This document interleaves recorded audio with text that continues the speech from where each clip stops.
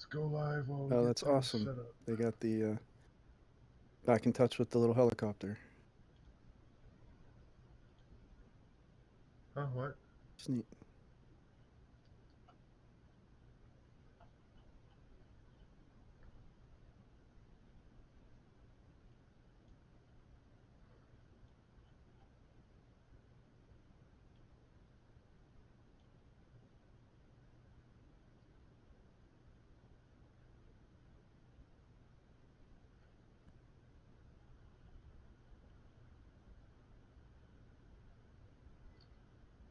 Alright, the feedback's in. Check this out. It's ready.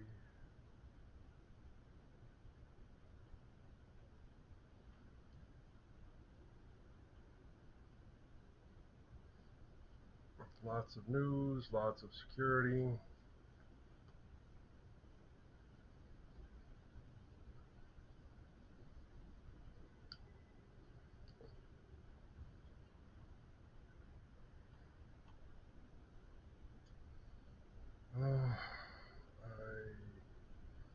I think we're set up. Did you want to host today?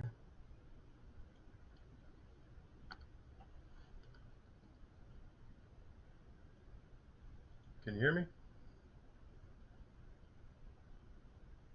Eric?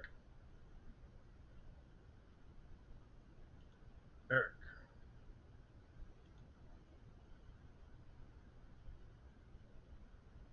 Can you hear me?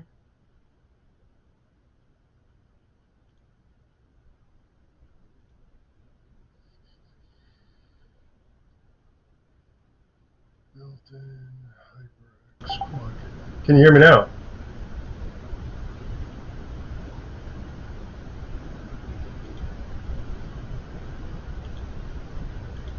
Eric? Can you hear me? Eric? Can you hear me?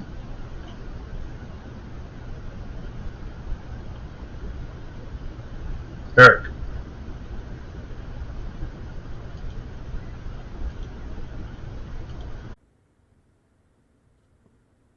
I am really sick right now.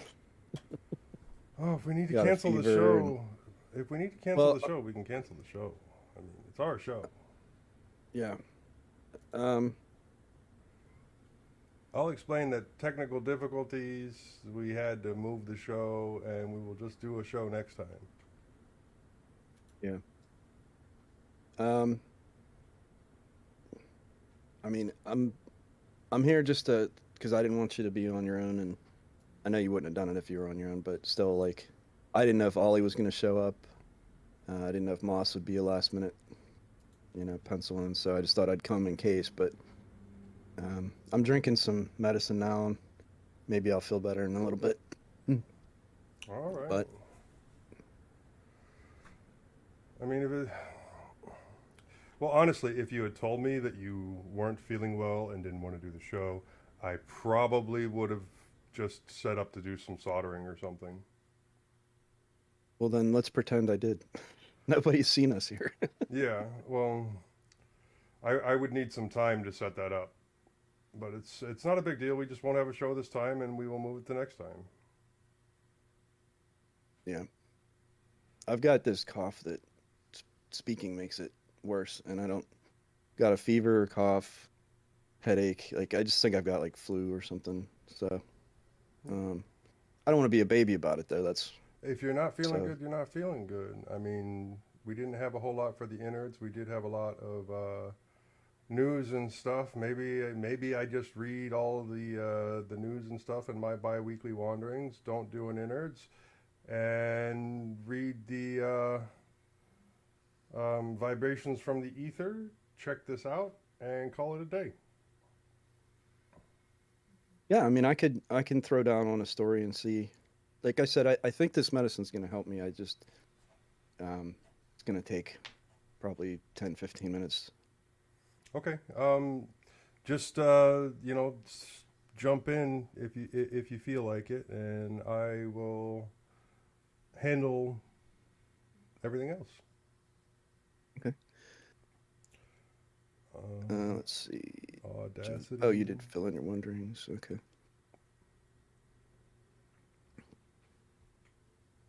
Yeah, I think we could do.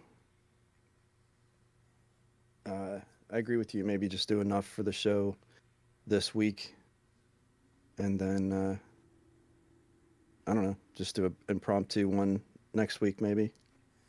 Well, we'll do a regular Saturday show and then just continue on. If we have no innards, we have no innards because, you know, everybody either had work or wasn't feeling well. So, I mean, I'd Yeah.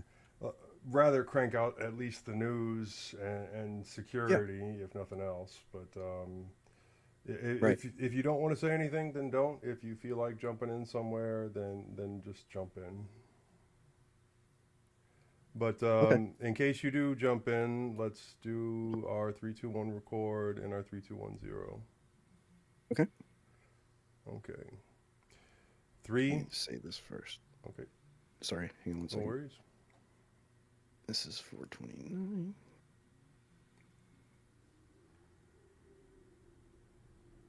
All right, go. All right. 3, 2, 1, record.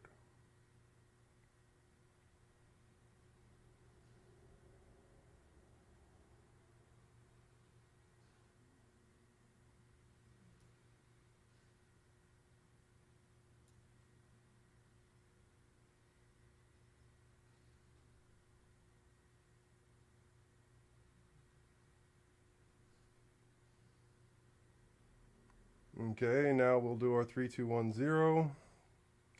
So 3, 2, 1, 0. 0. Good enough for me. Okay. Wow. I will leave Audacity running.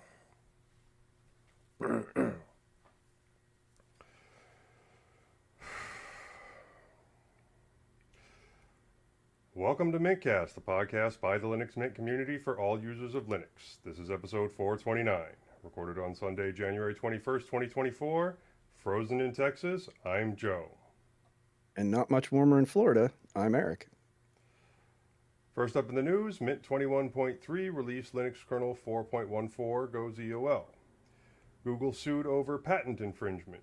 OpenSSH phases out DSA keys. Canonical snap Steam's Valve.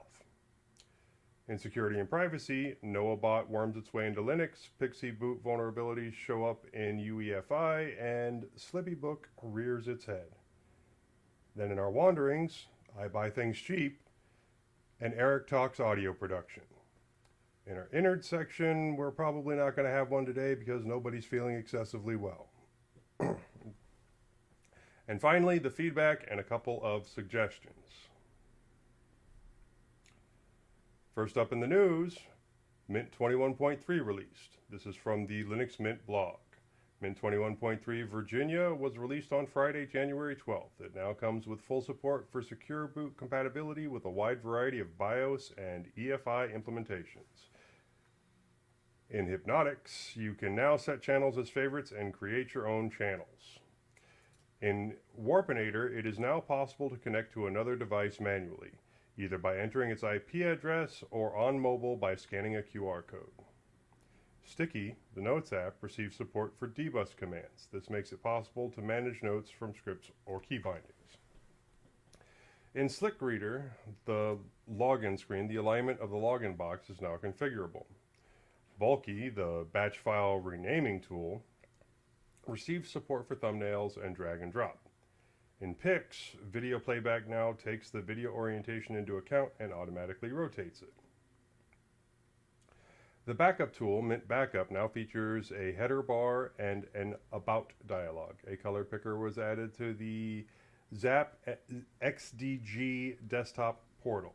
And as usual, Linux Mint 21.3 features a superb collection of new background artwork.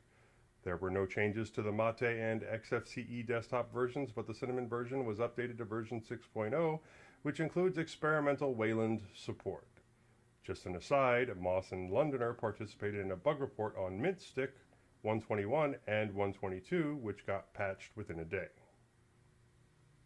You run some machines with Mint, right? Yeah. Did you do the update? I did. Now I was not able to do the normal just open the software updater and refresh it and click through. I had to manually run well, Mint installer, An upgrade or Mint something. up, Yeah. yeah, the Mint upgrade tool, and Yeah. force it. But then Huh. everything happened just the way that it's supposed to. So Are other you than using alternate mirrors? Like, did it no, not know no, maybe? Oh, no. okay. I didn't even set local mirrors. So whatever it was using Interesting. originally, that's what it had, and it just wasn't seeing it or wasn't updated properly. And then I did that on a couple of machines, and I don't even think I had to reinstall some of the things that weren't automatically a part of the update, like Oh, the flat packs, um, gotcha. and some of the alternate repos that I use. Everything that I noticed just worked fine afterwards. Yeah. I was surprised at how seemingly, and I have a decent internet connection, but I just felt like it wasn't a gigantic update, which is kind of true to form for them. I mean, you read through the release notes in a fairly short order there, so but I just love that they're always like these small quality of life kind of pragmatic updates that are unlikely to cause problems for most people. Right. Um, Well, this I'm sure there didn't were lots of really. bug fixes too. Yeah, yeah, and this didn't really talk about the big one. Well, it did. It did. It says which includes experimental Wayland support, so it didn't get into that too heavily, and probably Yeah. for good reason because it's there. But I don't think anything is really set up for it or anything. It's so that they can start the process of converting to Wayland, which should happen in like the next two releases or something. And Yeah. I Yeah. didn't even see how to test that, but I didn't really look all that deep either. It's on the logon screen. So if you Okay, when like you're logging normally in, when you can switch yeah, from like Cinnamon to Mate or right. whatever other desktop you have installed, you can switch to Cinnamon Wayland, I assume. Yeah, yeah, it just Okay. it has cinnamon and then it says the session type behind it. There's software rendering, which has always been an option, and Right. then Wayland. From what I've heard though from people who have been testing it out, it's surprisingly complete Hmm. for like a literal first alpha release. Which I guess doesn't surprise me necessarily. It is GTK based, and there's probably going to be some heavy lifting that Gnome did that they can take advantage of, Right. um, stuff like that. So it's not all that surprising, but they are definitely, you're right, committing to like a long time frame before they like I think 2025. Yeah, I I think think they're is what going to they said. be one of the last ones to switch to Wayland, but I'm okay Yeah, with that. yeah, me too. Absolutely. All right. Well, Linux kernel 4.14 reaches end of life after more than 6 years of maintenance. This is from Linux Today. Greg Croa Hartman announced January 12th on the Linux kernel mailing list that the release of Linux 4.14.36 as what appears to be the last maintenance date to the long-term supported Linux 4.14 kernel series, which is now marked as EOL or end of life on the kernel.org website. Do you find yourself using older kernels for any reason? No, no. I mean, there was a time when I did on some tablets, um, just because things get added, things get removed.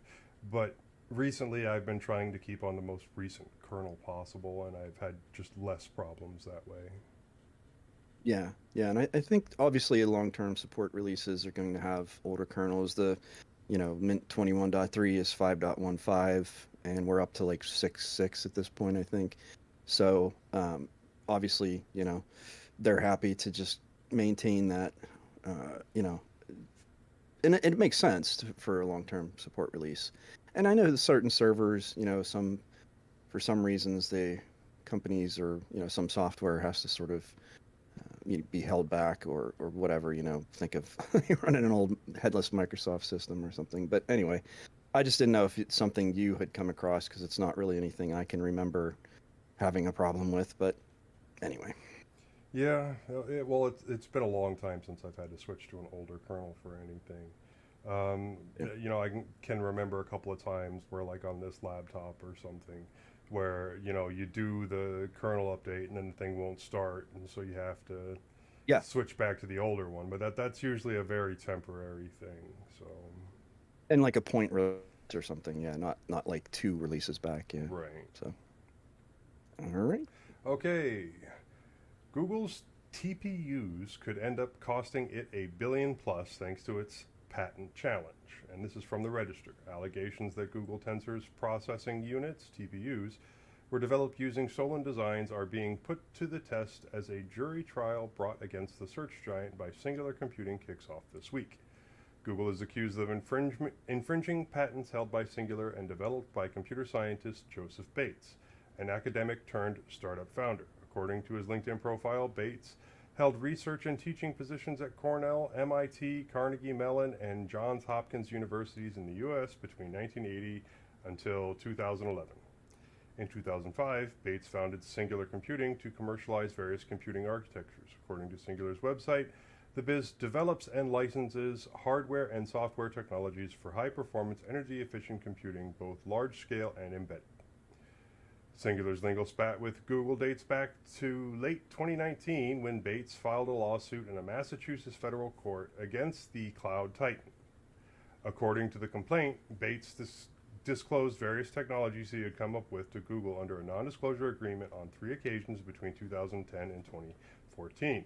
During this time, Singular said Bates made Google aware the technologies in question were patent protected.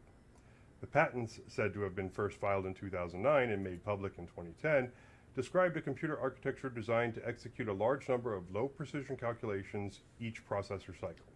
While this lower precision may be impractical for conventional compute workloads, the complaint argues it's well-suited to AI software that can accommodate this lower precision.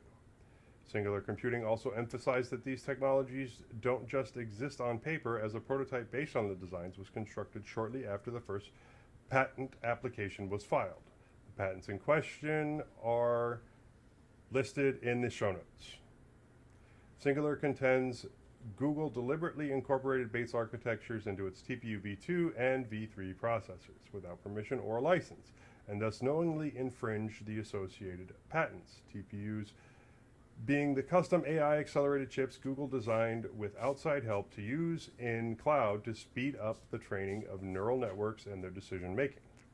Jeff Dean, today Google's chief scientist, wrote to colleagues about how Bates' designs could be really well suited for the Web Goliath's workloads, according to internet emails surfaced by the complaint.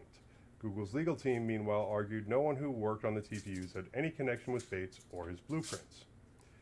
Google has repeatedly denied these allegations of patent infringement in a statement to the Register. A spokesperson said, Singular's patent claims are dubious and currently on appeal. They don't apply to our tensor processing units, which we developed independently over many years. We look forward to setting the record straight in court. By appeal, the PR person is referring to a separate U.S. appeals court case being heard this week in which Google will present arguments as to why Singular's patents should be considered invalid. Big G is essentially trying to get the patents thrown out to crash Singular's infringement complaint. Google's TPUs, introduced in 2016, were first developed to power the machine learning features baked into things like Gmail, Google Maps, and YouTube. At a high level, the accelerators are these days essentially a bunch of brain-float matrix math machines called MXUs, supported by some high bandwidth memory and a few CPU cores to make it programmable. Now in their 5th generation, Google is pushing the silicon as an alternative to GPUs for cloud-based AI training and inference workloads. The main trial, which kicked off Monday, is expected to last at least 2 weeks. According to pre-trial documents filed by Google, Singular is seeking between $1.6 billion and $5.19 billion in damages in the form of a lump sum payment if the jury determines the company's patents were infringed.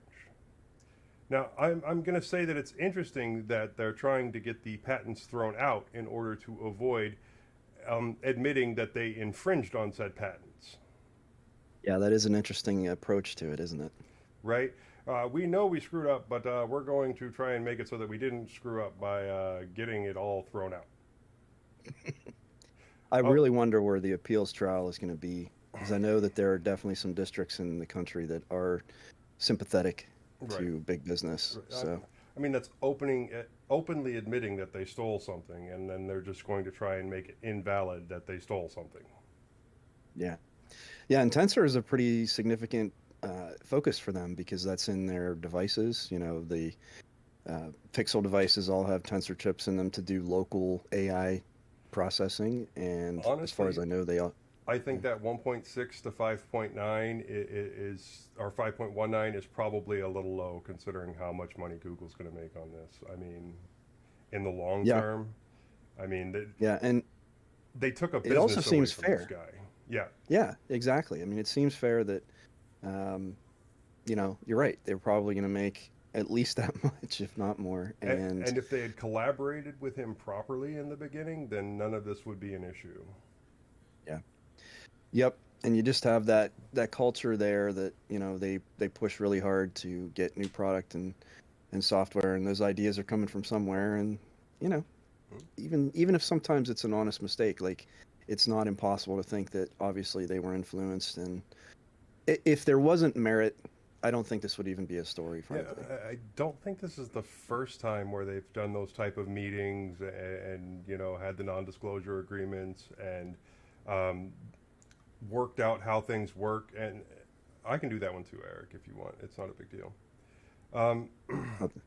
and just essentially stole something from an interview or something like that. It's not the first time I've heard about it. So, Well, I saw it myself with competitors that we had, where it was a pretty incestuous market where you'd have a lot of people crossing between companies, leaving here to get a raise or a better position at a competitor.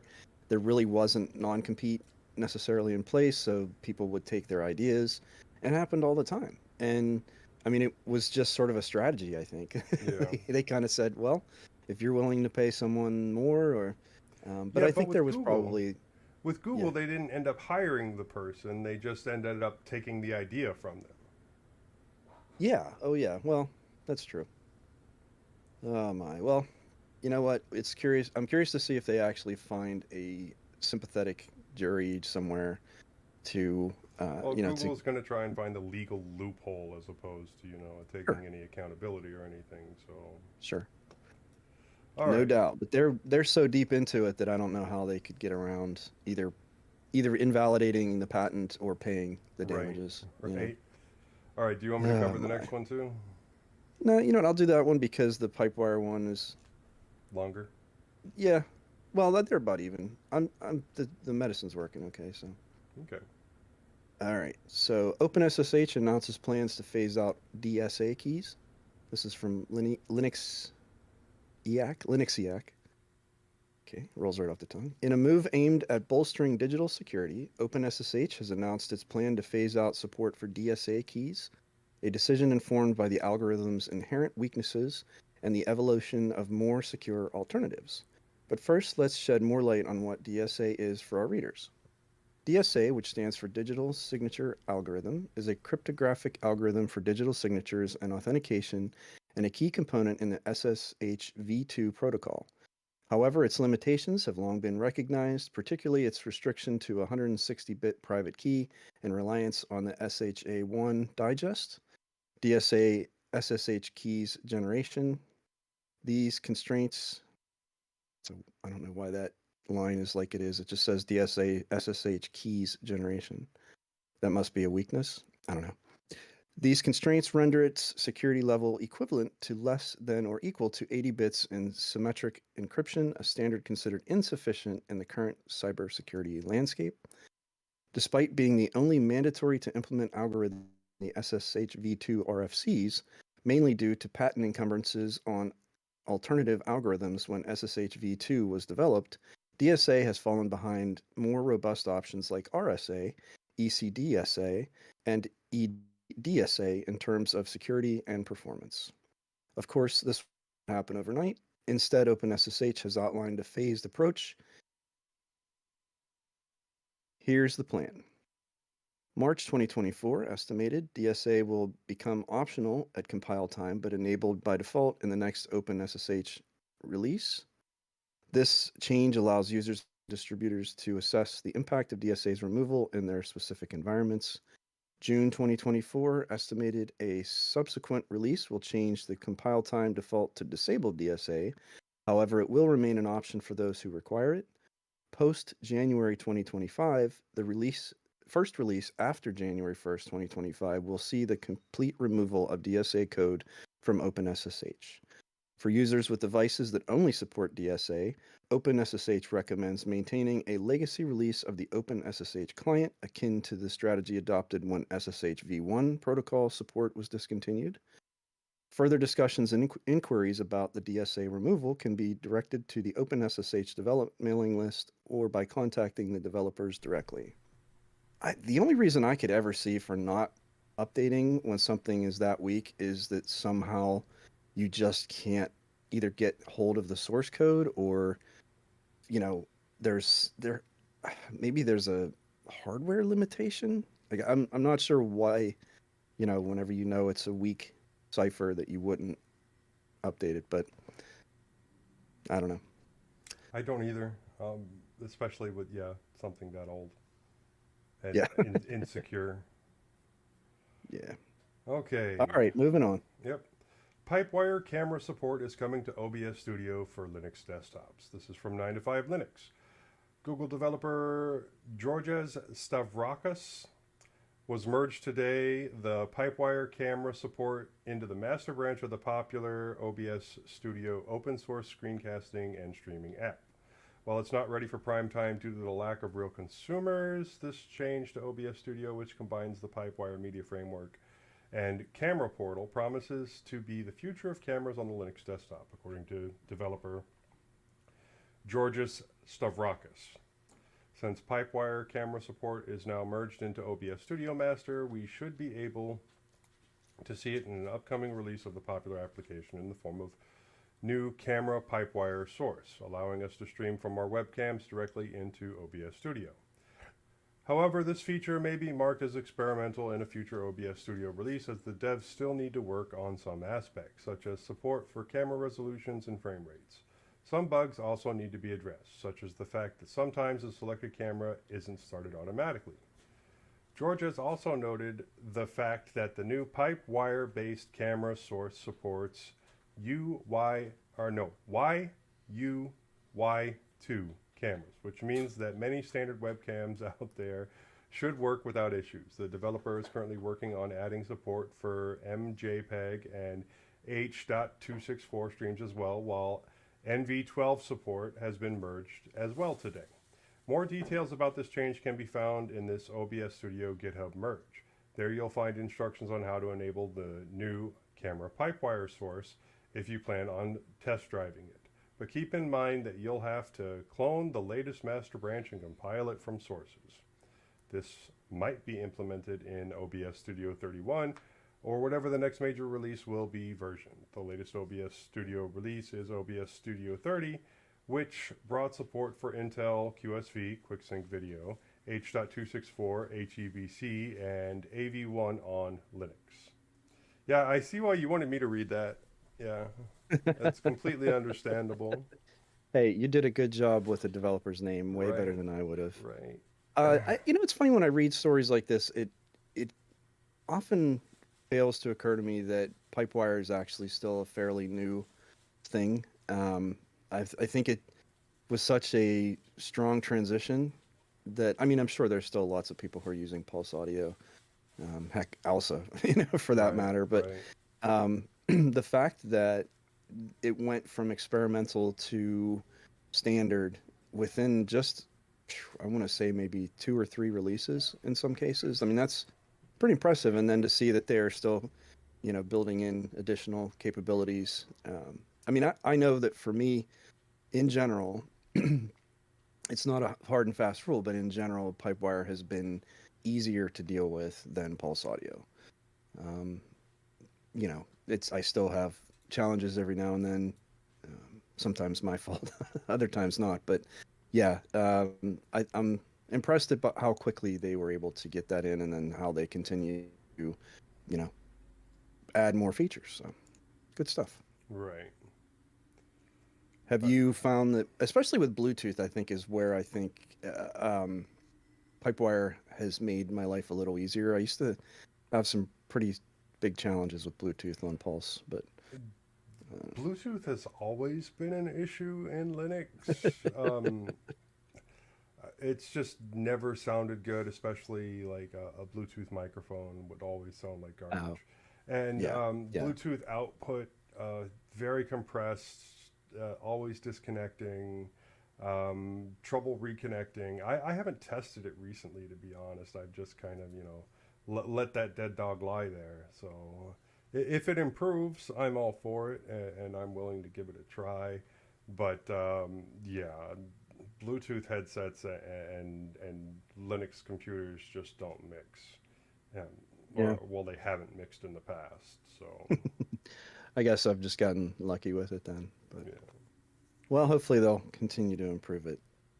All right, up next, Canonical's Steam Snap is causing headaches for Valve. This is from OMG Ubuntu.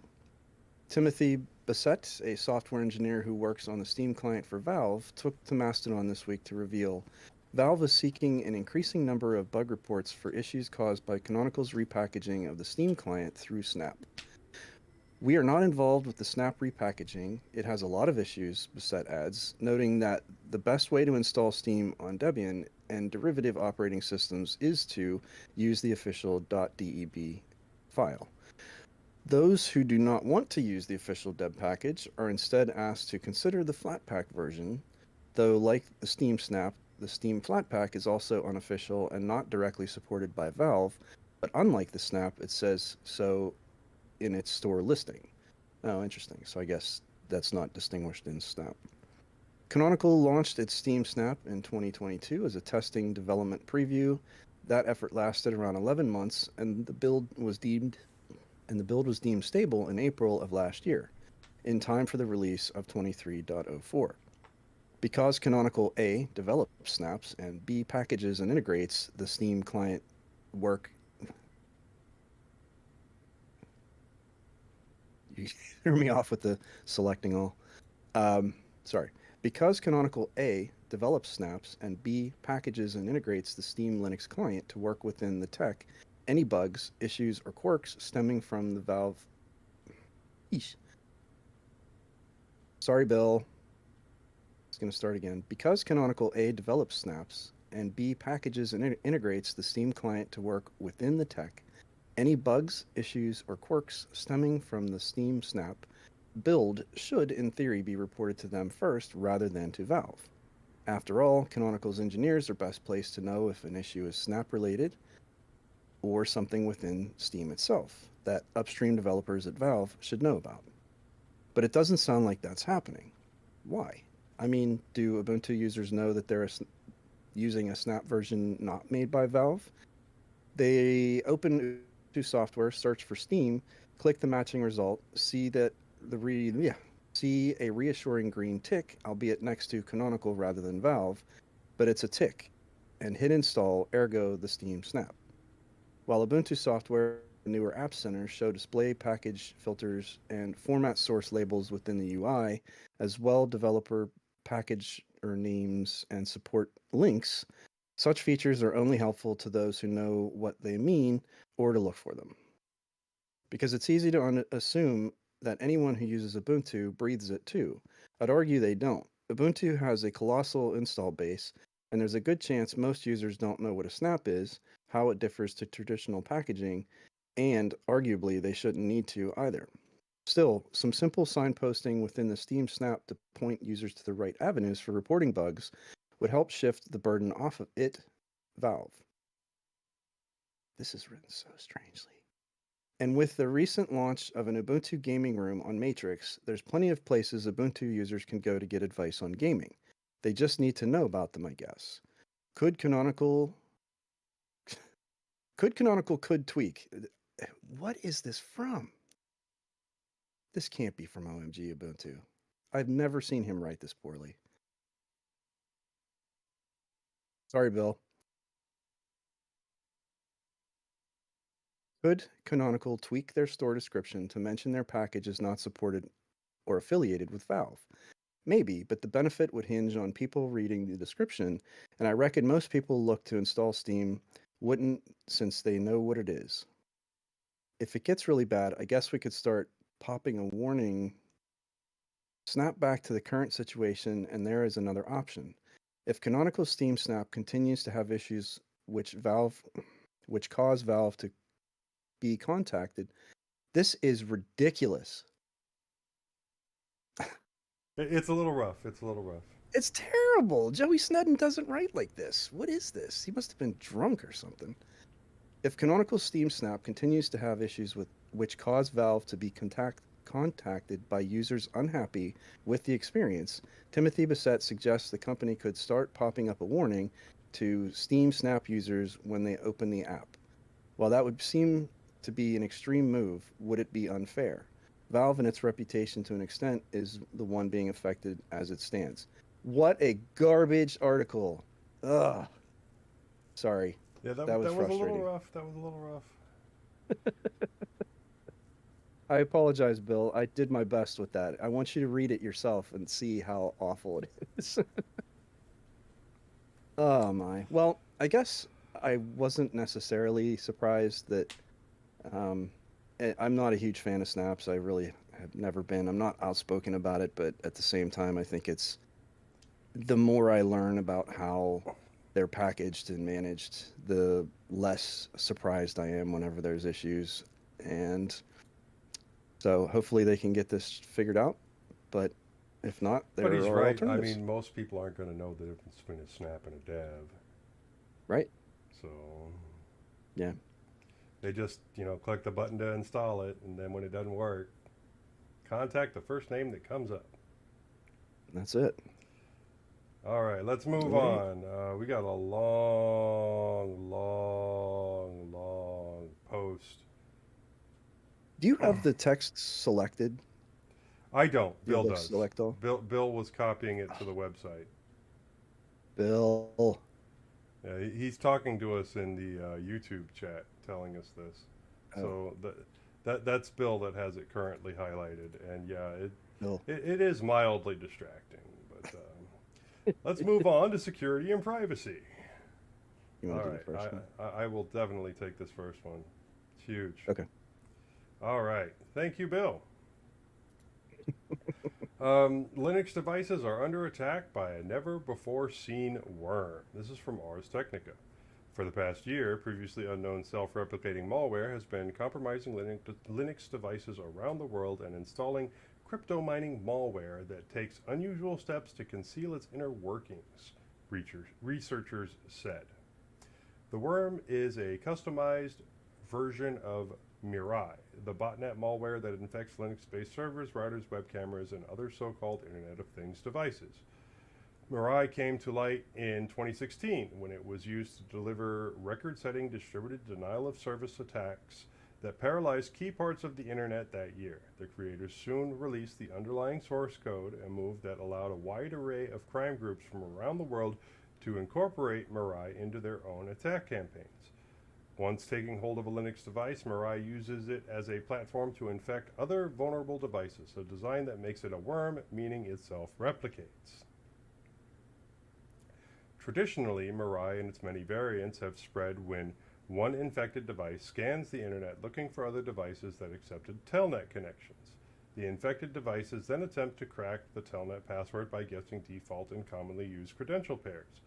When successful, the newly infected devices target additional services using the same technique. Mirai has primarily been used to wage DDoSs.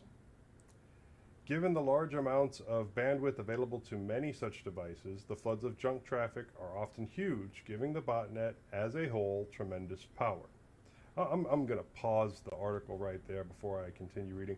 Wasn't Telnet declared like completely insecure like 25 years ago? Easily. Yeah. Easily. Yeah. Okay. I mean, you'd have to pipe it through some other secure layer for it to be, even remotely secure. So. Takes me back to my time as a teenager. Oh. Yeah. Doing horrible things on Telnet, I mean.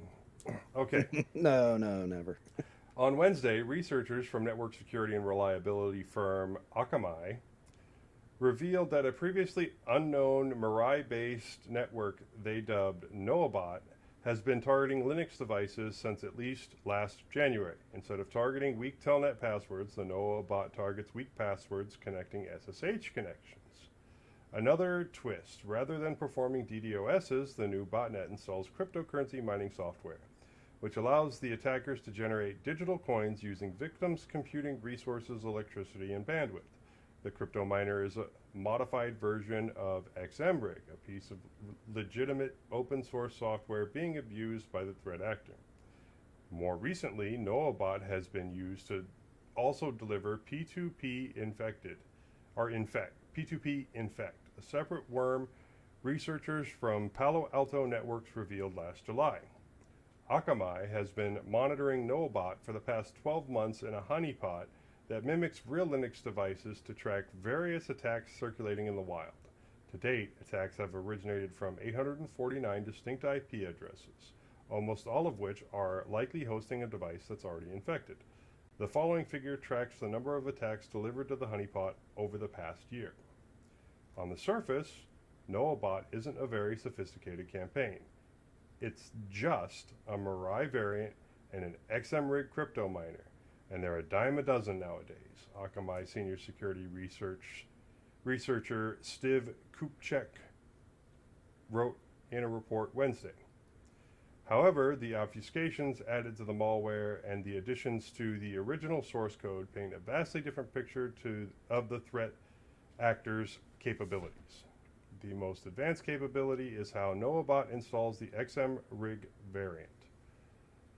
Typically, when crypto miners are installed, the wallet's funds are distributed to are specified in configuration settings delivered in a command line issued to the infected device. This approach has long posed a risk to threat actors because it allows researchers to track where the wallets are hosted and how much money has flowed into them. NoahBot uses a novel technique to prevent such detection. Instead, okay, it just all moved on me. And this is a long article.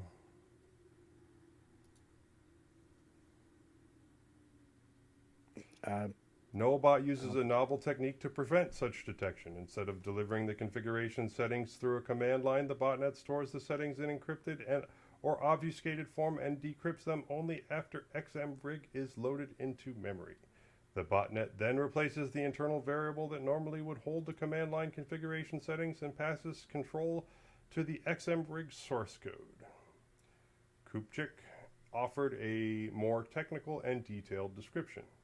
In the XMRig open source code, miners can accept configurations in one of two ways, either via the command line or via environment variables. In our case, the threat actors chose not to modify the XMRig original code and instead added parts before the main function to circumvent the need for command line arguments, which can be an indicator of compromised IOC and alert defenders.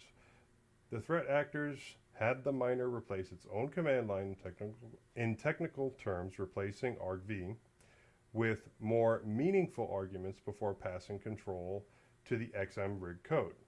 The botnet runs the miner with, at most, one argument that tells it to print its logs before replacing its command line. However, the miner has to build its configuration. First, it copies basic arguments that are stored plain text, the rig ID flag, which identifies the miner with 3 random letters, the threads flags, a placeholder for the pool's IP addresses.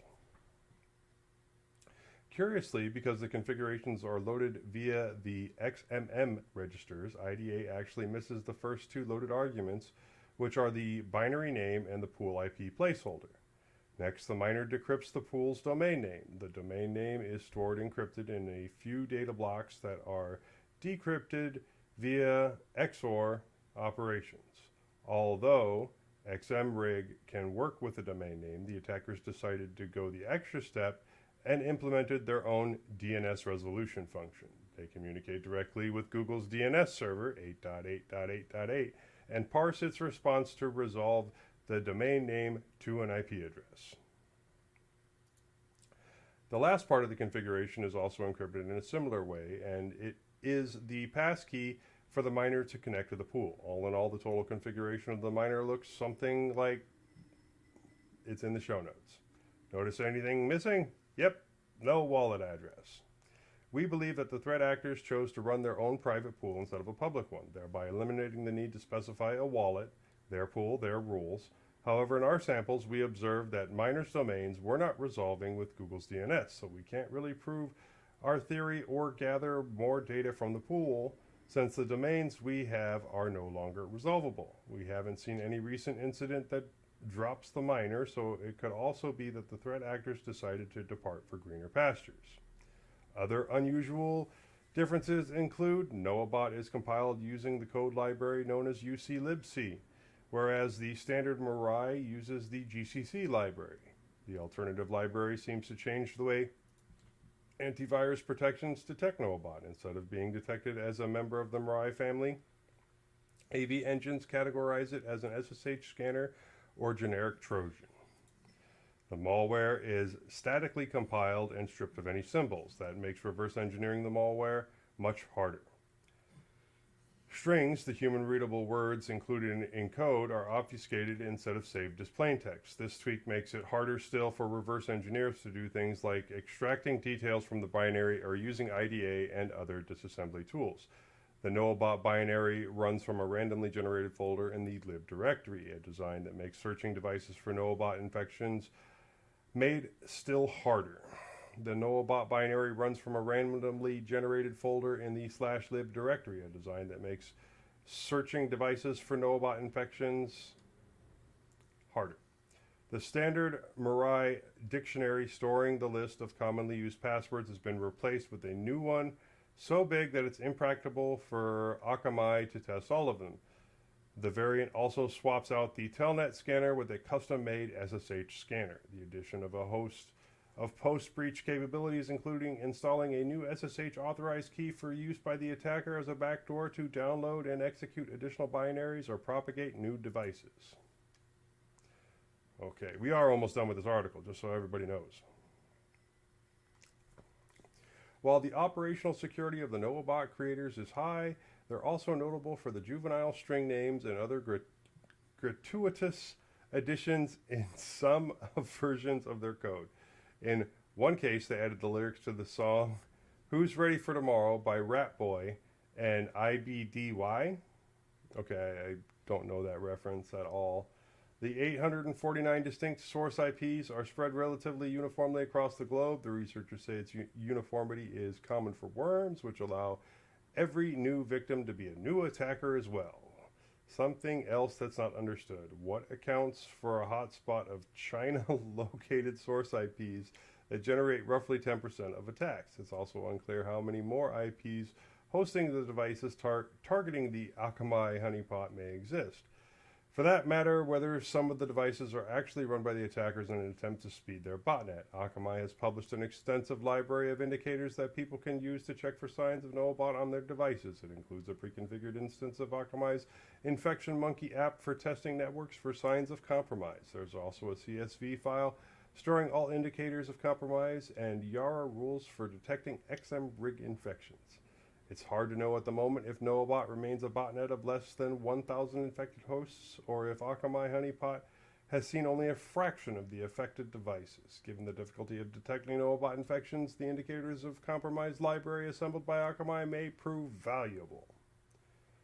And while you were reading that, at least 50 more systems were compromised. Right. Well, buckle up because we got another one. Mm-hmm. This is a really kind of goofy one too, which just shows how, a small oversight can cause a big problem. So this one is new UEFI vulnerabilities send firmware devs industry-wide scrambling. This is, again, from Ars Technica. UEFI firmware from 5 of the leading suppliers contains vulnerabilities that allow attackers with a toehold in the user's network to infect connected devices with malware that runs at the firmware level.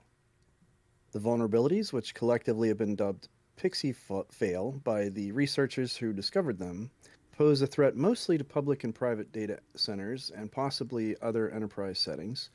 People with even minimal access to such a network, say a paying customer, a low level employee, or an attacker who has already gained limited entry, can exploit the vulnerabilities to infect connected devices with a malicious UEFI.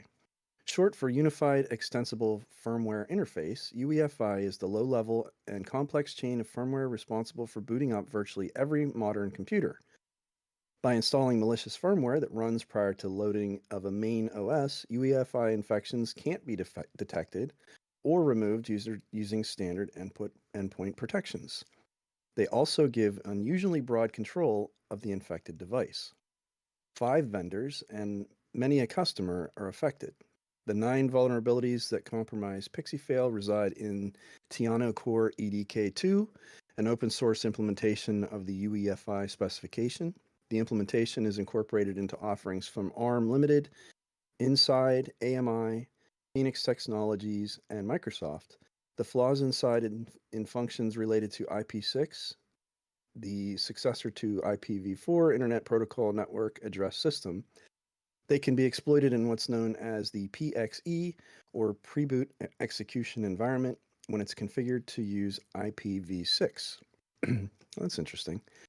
PXE, sometimes colloquially referred to as Pixie Boot or NetBoot, is a mechanism enterprises use to boot up large numbers of devices, which more often than not are servers inside of large data centers. Rather than the OS being stored on the device booting up, PXE stores the image of a central server known as a boot server.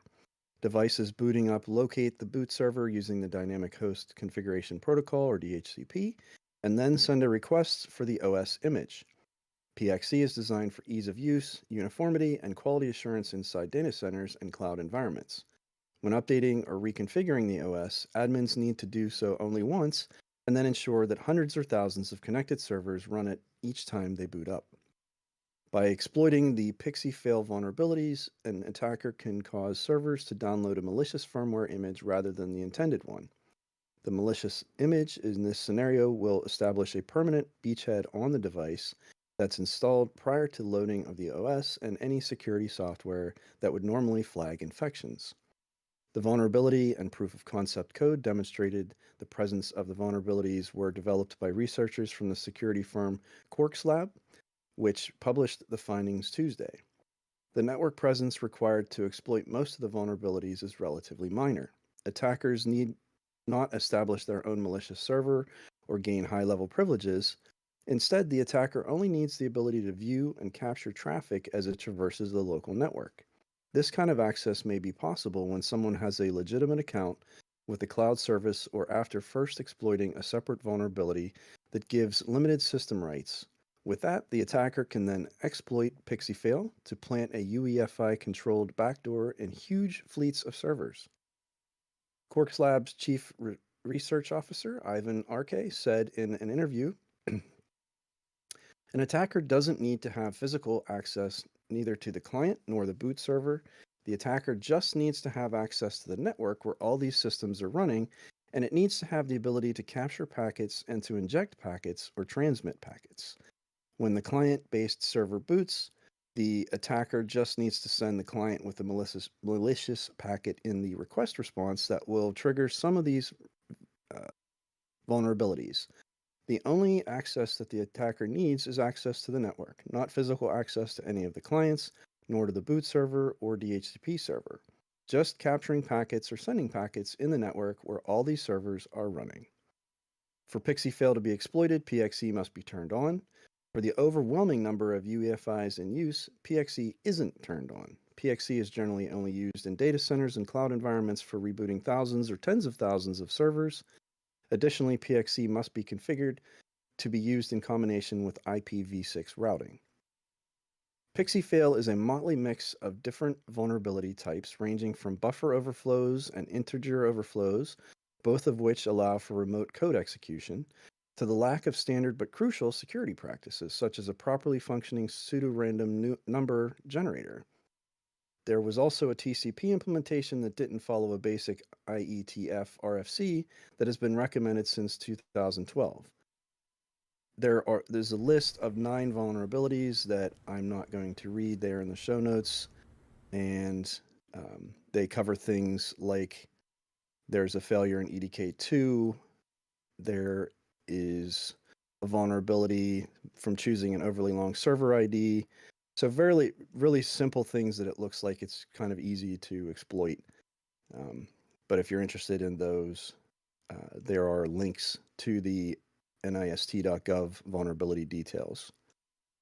The makers of the affected UEFIs are in the process of getting updates pushed out to customers, and from there, those customers are making patches available to their customers, who usually are end users.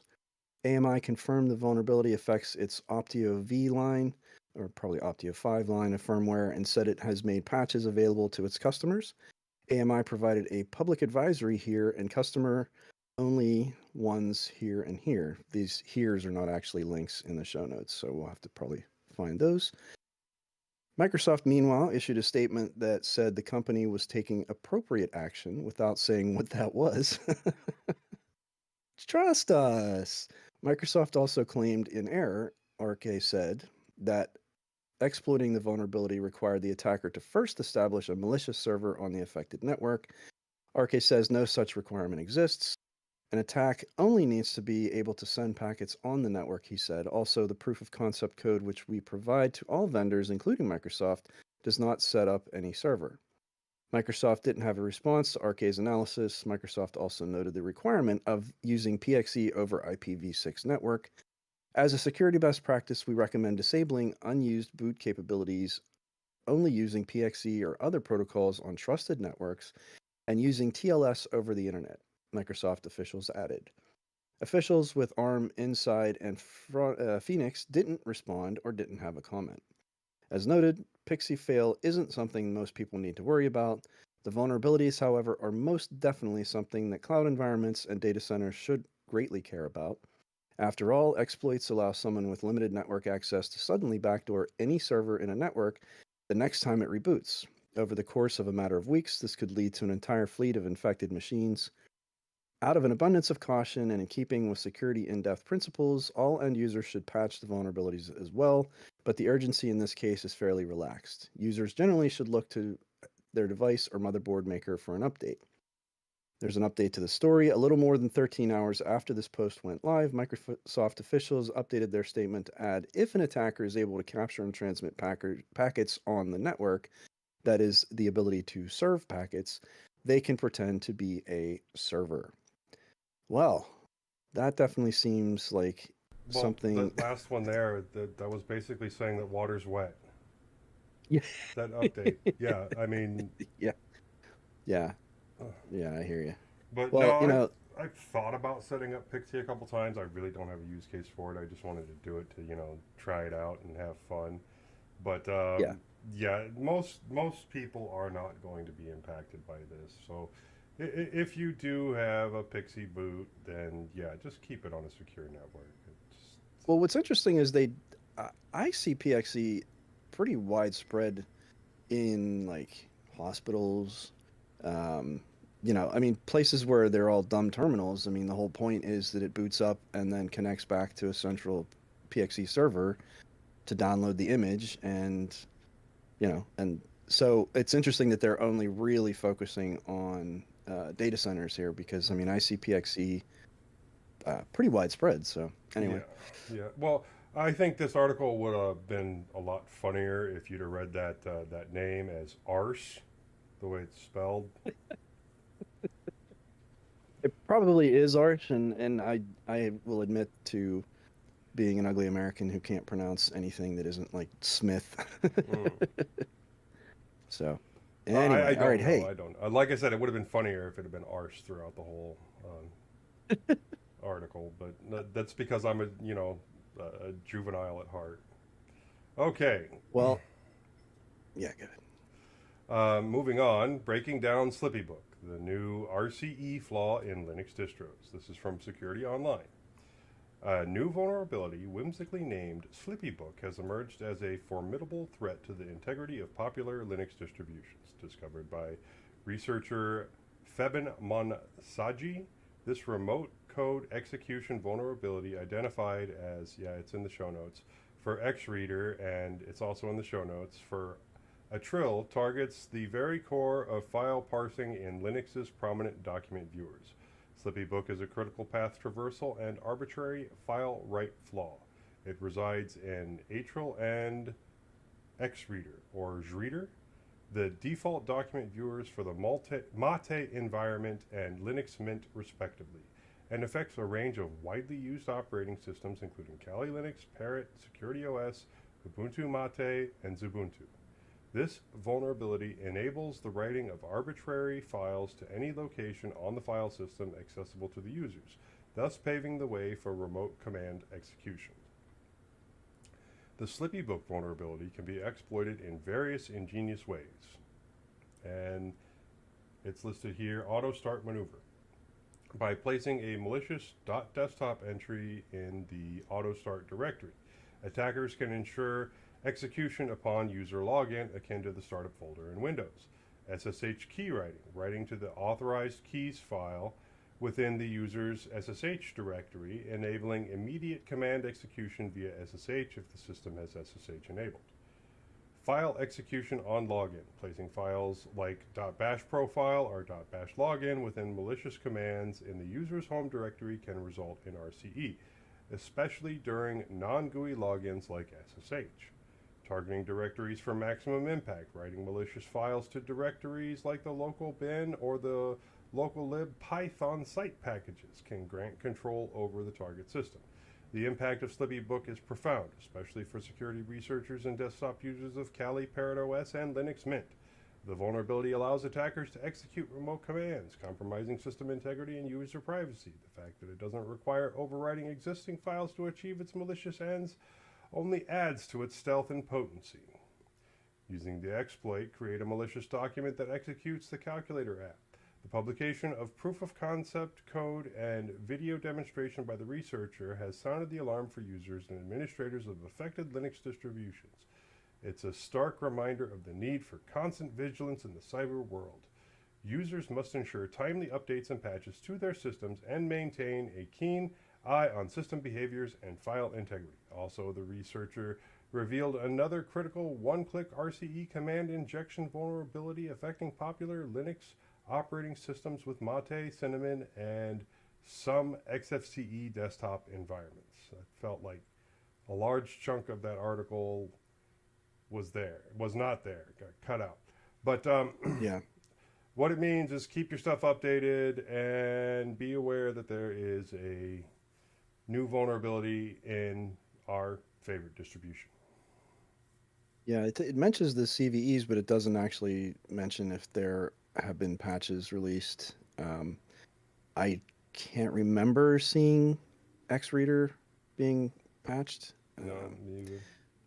But maybe. I mean, I don't know that I even have atril installed, but XReader is the default document viewer for. I mean, atril must be Mate, and then yeah, XReader is Linux Mint. Okay, so yeah, I mean, I use XReader anytime I open a PDF, so it's definitely on the system. So anyway, hopefully they have come up with a patch. It always makes me nervous whenever they release this information and don't necessarily say, yeah.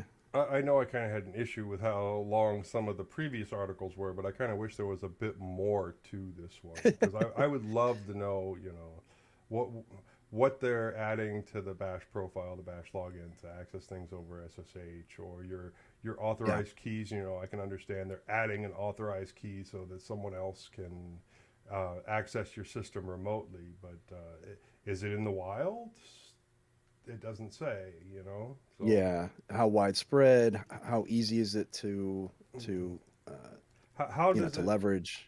How is it adding things to your authorized keys? Yeah, I mean, I guess the CVEs would probably describe it a little better, but yeah, I don't disagree that the previous articles were excruciatingly long, but did at least cover, more information. Yeah, I'll probably end up looking this up. It's funny, every time we go through security stuff, it makes me want to just format my OS and start scratch and, and it also does make me really look at something like oh my God, I totally blanked. immutable distros where, the core is sort of just an image and really you're not, able to. I Isolated wonder if, packages that, yeah, I yeah. wonder if like an immutable version of an OS wouldn't be susceptible to something like this. Anyway, If you've had SSH enabled, then yeah, probably. I mean, you might be able to block out some of the auto start stuff there, but then again, maybe not. yeah, I don't know how helpful that would be, but I don't know enough about immutables to be able to tell you. So, yeah, yeah. all right, let's move on here. Keep things chugging. I know you're not feeling the greatest, so let's go to our bi weekly wanderings.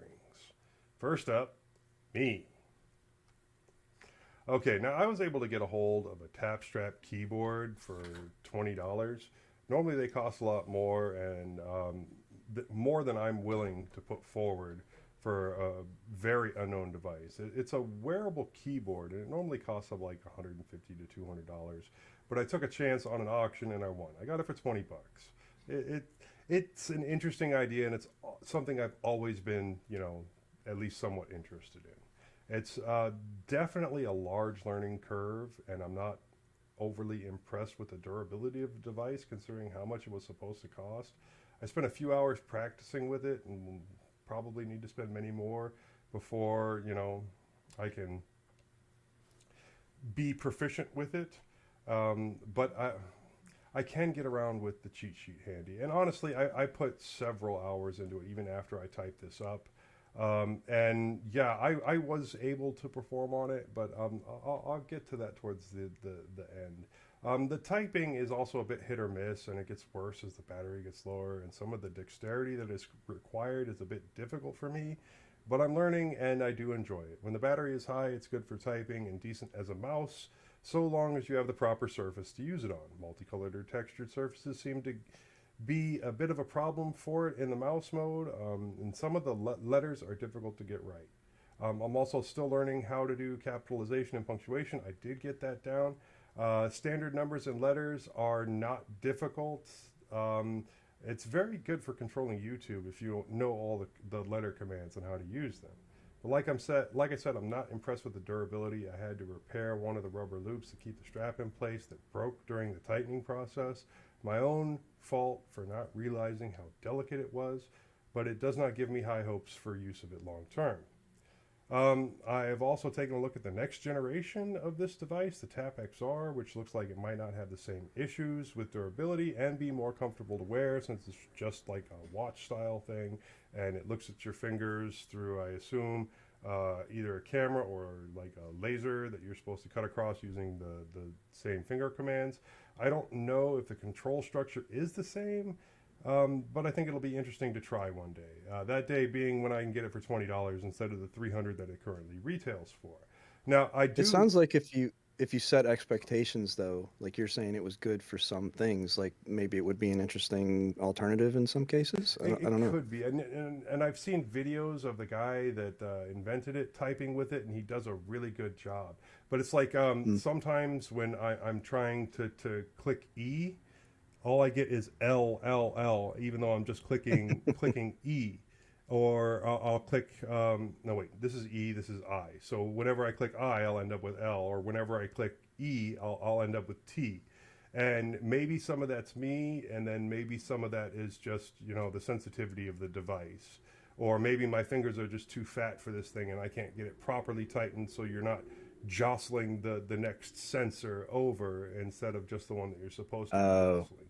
And then, okay. like, when Okay. the battery's high and when it's connected to my phone and I'm tapping on my leg instead of a hard surface, it works pretty well.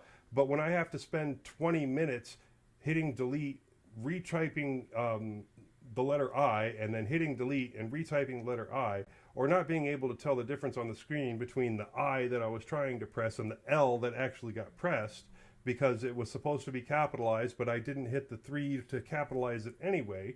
So it's frustrating, but I've still enjoyed trying it out. And I'm really glad that I got it for $20 and not $150. Gotcha. Because I would be pissed if I had paid that much for it and it worked that poorly. Now, moving on to other things that I got for dirt cheap. I was also able to purchase a mod mic for use with my headsets without mics. I was able to get it for $5 from Facebook Marketplace, which is a really good price considering that it goes new for like 85 bucks. Yeah. All I had to do was 3D print or purchase some new mounts for the thing. So I 3D printed some new mounts, which were supposed to take 5mm by 1mm magnets, but I didn't have any of the neodymiums that size. And the ones that I did have just weren't quite strong enough. They were a little bit narrower and they just wouldn't hold it into place. But I was able to pull some that would work from old casings that I had lying around. It works really well when compared to the 2.4 gigahertz headset that I like to use, but I don't know how often I'm going to use it since it's not wireless. And I do like to be able to get up and move around on certain of my podcasts. Or what's the point in not using the HyperXs or the HyperX or my 99 Neos if I'm just going to be sitting in one place? But Yeah.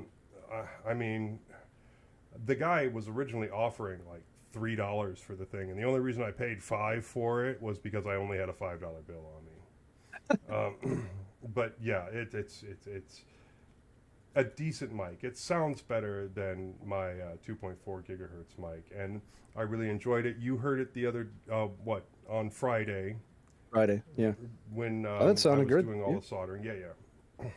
So I'm happy with that purchase, and I can print out more of those mounts, and they just snap on. It's not the securest connection, but considering that you're able to move it between headphones, I think it's pretty good. And I've always Yeah. wanted to have the mod mic, and it makes a good Yeah. backup mic. I've looked at it too, and I've always thought, that's just so convenient because then no matter what, you can have a mic on your headset. So that's cool. And Yeah. it's the USB version, not the 3.5 millimeter version, which I also really wanted because 3.5 millimeter mics, unless you're willing to add a USB sound card, they never sound good. So Right. the Yep. 3.5 or the USB one is for $5, absolutely, and it makes a great Yeah. backup mic, especially when my wife gets on some of the shows that I like to be Hmm. on, like Tilts Yeah. or the Linux Lugcast. I let her use my HyperX clone, and I'll just use the Audio Technicas. Yes, I do have surgical gloves and disposable gloves, um, and I'll be able to use the mod mic. Yeah, that was from the YouTube chat, Sam Cocker. Yes, I do have some surgical gloves that sit around. But yeah, I don't know why that question came up right now. I also needed to fix my Nextcloud instance again, but only in regards to my backups for Android. Now I hadn't turned it on in a while because I hadn't taken a picture with my phone in a while, so I didn't realize it. But I think it happened when I did the reformat. But like I said, I just don't take pictures very often, and when I did, it started throwing errors. The issue was a permissions problem, and when I checked the folders, the permissions were correct. What I didn't realize is that the folder location I had was based on the desktop version and the download that it created. So there was another location that needed to be checked. When I went there, some of the files were owned by root, which I assume were created when I reinstalled, and some were owned by my local user. I changed the permissions to make everything writable, and my backups started working again. Now, this all sounds very quick, but this was like, 4 or 5 hours of me beating my head against my computer trying to figure out why the correct permissions were still incorrect. Yeah. Now, Been there, done that, my yeah. friend. Now, I had one of my LG HBS headsets basically disintegrate on me. The plastic on both sides that hold everything in place snapped and became useless. So I went through my parts bin and pulled out 4 more that were in good order and a pair that needed fixing. During the live stream of Linux Lugcast, I sat and replaced the stock earbuds with MMCX connections, and now I have a plethora of working headsets again. I still have a bunch of the retractables that need to be worked on, and I do like how those get out of my way, especially on the left-hand side, so I will be working on fixing those as well. I have to just find my parts for it. I also need to look into some more batteries and maybe some power switches if I can ever get those replaced correctly. Those power switches are extremely difficult to, well, not necessarily to remove from the board, but put back onto the board without melting the plastic. So they just wear out over time. I mean, the switches are like that big, and it's really like I've done the micro USB ports before and gotten those working correctly, but those switches are a little bit daunting. But for now, Yeah. with the non-retractable ones like I'm wearing right now, everything is good. So they're working. Oh, and I forgot to mention, it's my eldest daughter's 21st birthday today. Oh, So happy birthday. right after the stream today, I will be making her favorite dinner, which is my spaghetti. So we've All got right. everything. So I gave her a new phone for her birthday, which is what she asked for. So that because of even the cost of a cheap phone is still pretty high, that's most of what she's getting for her birthday. So I think she ended up with my backup phone, which was that Moto G 5G 2023 version. Nice phone. Yeah, and we had been planning on giving her one of the Note 10 Pluses when we upgraded, or when we plan to upgrade, which is really soon here. But the problem gets to be that they're still offering like $500 on trade-in on those phones. Wow. Yeah, and that brings down the cost of like the S24 Ultra significantly. Yeah. So, Yeah, no kidding. Yeah, I mean, we normally love to keep our old phones, but if we're trading in a 4.5-year-old phone for $500 off of a $1,300 phone, and T-Mobile is currently offering to double the memory. Yeah. So, yeah, I mean, Kind of hard. I've noticed that the carriers are starting to do that again, where they're really pushing getting customers to either trade in devices and getting like Verizon's doing one with iPhones right now, where apparently any iPhone, and I don't know how, what any really means. There has to be some stipulation, but apparently, the commercials at least are saying any iPhone, and you get a whatever the current one is, and so. well, But it seemed like for a long time carriers just, obviously in the old days they subsidized everything and you got a new right, one every 2 years, right. and then it went to you could add the payments for it to the bill, and now it seems like they're kind of pushing back towards the, Well, here's the new shiny. with like T-Mobile, they will basically offer you a free phone with a $35 fee, like stocking fee. Or Mm. it might be an a-hole fee. I'm not sure, but anyways, you go in there with any working Samsung phone. I literally walked in there with an S3, and I walked out with a brand new OnePlus Nord N200. Now, yes, that's a Wow. low end phone, So but it's free and it's getting updates, which obviously the S3 isn't. yeah. And the Nord N200 had the it was either the 90 hertz screen or the 120 hertz screen, and my son's using it now. But Yeah. I mean, a lot of the back end stuff, the stats are lower, but oh my God, that screen just looks gorgeous, and it's so buttery smooth, and JoJo loves it, so I can't complain. Yeah.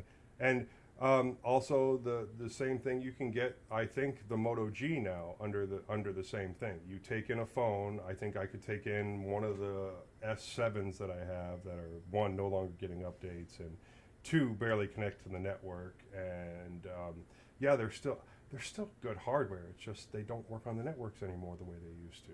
So Yeah. Yeah, but there are still uses for them around the house, oh like yeah. music players and, But how heck, many even do just I like, need? it's true. But it's funny that, for years I felt like I had so many laying around, but of course my daughter getting older and now using a phone of her own, that kind of, so now it was a sort of a chain of like, I would do a hand-me-down to someone and, That's why maybe we my kept. wife or something. That's why we were so big on keeping our old phones, like those Yeah. S7s. my daughters both have S7s. Plus, I got all the S7s that the rest of my family didn't want to use as backups for their phones or backups for my phone if I needed it. Right. So they went through our backups of the S7s. They've gone through a couple of different other S7s, and now it's just they're so out of date they don't want to run them anymore. So Yeah. Yep. Well, I don't know if you remember last year, I had actually my Pixel 5a just died, and I didn't have an old one laying around, and so I ended up needing to just not have a phone for about 5 days, which was pretty crazy. But yeah, I survived. It was an interesting experiment, but anyway. I have the S7s currently as backup phones, but I need something a little bit newer for my backup. I'm Yeah. if Yeah, my main S7's phone pushing breaks, it. yeah, if my main phone breaks, I need to be able to be in proper contact with work. So, uh, Yeah. Yeah, I eventually, hear you. I'm gonna need to make another trade or something, or buy another low cost updated phone just so I have it just in case. Yeah. Yeah. That's it for me. All right. Well, I really only had one thing to talk about, and that's audio editing. So, I've done the audio editing for the past two episodes of Distro Hopper's Digest, taking over for Tony Hughes after he'd been graciously doing it for some time, even though not being a part of the show, at least a presenter on the show. Um, and so I just kind of thought, since he was doing it, it felt like maybe it would be more proper for me to offer to do it. And I had um, edited audio in the past and just haven't done it recently. So, but I've kept it simple thus far, opting to use like Audacity as my main editing tool. And Audacity is a very capable tool, but it's also lacking in some more advanced capabilities of like digital audio workstation software or DAW. Things like Ardor, Bitwig, and Reaper, which Reaper is the one that I've used in the past. It isn't free or open source software, but they seem like a pretty ethical company and offers a solid product for a reasonable price. I can't complain about a small business doing, good things with their software.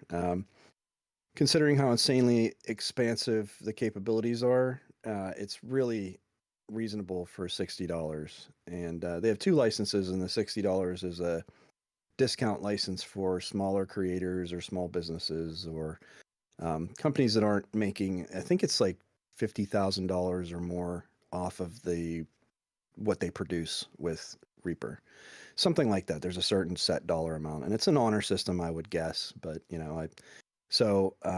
but they give you 60 days to use it for free, and if at the end of that you're enjoying using it, $60 for. And the other thing is that the license itself covers many versions of the software. So I bought it in 2020, and I'm not even sure what the version was at that point, but it's the license I bought is valid through version 7.99, and considering the current release version from just like last week is 7.09.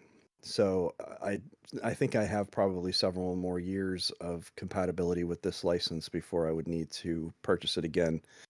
And I'm perfectly happy with that. I mean, I'm always dubious of lifetime licenses. I think it's hard for any company to sustain, you know, operations if they're only ever getting one bit of money from someone. Plus, it's the value you get from something. If you think it's worth it, then great. And and also the fairness of the license, which I think in this case is really fair. So, but one of the more powerful aspects of Reaper is the ability to completely customize the UI. So it's a almost like a framework in a way, or a sandbox, where it's everything's different panels, and you can configure it in terms of like what is visible, which types of controls and track operations, and whether there's like a metronome for creating music and beats. Or so it's just really malleable in terms of being able to rework the layout and the UI itself to support whatever kind of workflow that you're looking for.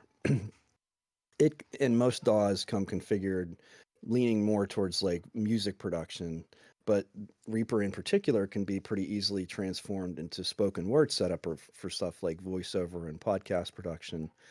I followed a series of videos from a voiceover artist that I linked to in the show notes.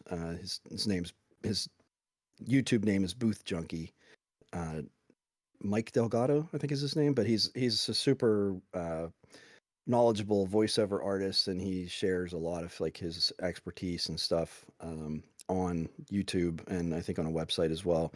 But he has a whole series of videos explaining how to change the UI in Reaper to be more appropriate for voice production. So anyway, the main advantage of a DAW over something like Audacity is the use of real-time non-destructive effects and filters, which let you manipulate the audio without fundamentally changing it. And essentially, so you can use things like layered effects, noise gates, compressors, pitch moderation, like it's de-essers. There's so many different like filters and things, and you can layer them and adjust the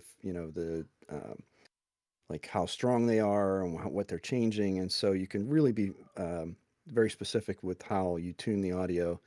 And at any time, you can turn them on and off to get different effects. Whereas with something like Audacity, which is considered destructive, you, let's say, do noise removal on the track in Audacity, and it fundamentally changes the track itself. And then you add another layer of some other effect on top of that, and then another one, and then another one. And so you end up getting 10 layers deep and then realizing, oh, the noise reduction stomped all over the quiet parts of the recording. And now to get back to that, I have to undo 10 levels of changes. So it's kind of like, if you're working on a document and you make a bunch of changes, when you undo, you're undoing like a whole bunch of stuff, maybe to get back to a change you made earlier. And the difference with non-destructive is that you are able to just literally turn things on and off. And so it's very sort of convenient and flexible in that sense. Now, Audacity has recently added the ability to use real-time effects, but it's still, compared to a DAW, it's still a little bit rudimentary. And I'm sure they're going to continue to improve and evolve that. So at some point, I don't doubt that Audacity will catch up, at least for more modest production. DAWs do a little more than what I've described here, but I think Audacity will eventually become more capable. So I'm hoping to get back to using Reaper this month. I want to get it installed and set up and go through the process of reconfiguring the UI and all that, and then hopefully be ready for the next episode. So we'll see how that goes. And then one last thing I wanted to mention on audio production is a service that I've been using for a number of years called Auphonic. It's AUPHONIC. Their claim is that Auphonic is your all-in-one audio post-production web tool to achieve a professional quality result, which just doesn't really sound like much, but it actually is true. All-in-one aspect in particular, like I said, I mentioned using it years ago, and it feels kind of like magic in a way, where you upload your audio file and you can either upload raw audio and have it do some editing to it for you, or it can just be things like you have your finished project and you want to do some leveling of the audio of the different tracks and stuff like that. So one of the most challenging things, and if anybody who's ever done podcast production in particular, is trying to get the levels of different people from different locations. So I'm using my microphone here in my room, and the treatment that or not treated room that I'm in is going to introduce a different sound or level, and then Joe's in his space, and then Bill and everybody's in their own space, and also the the mics have different gain settings or different characteristics, where some mics are warmer than others and stuff like that.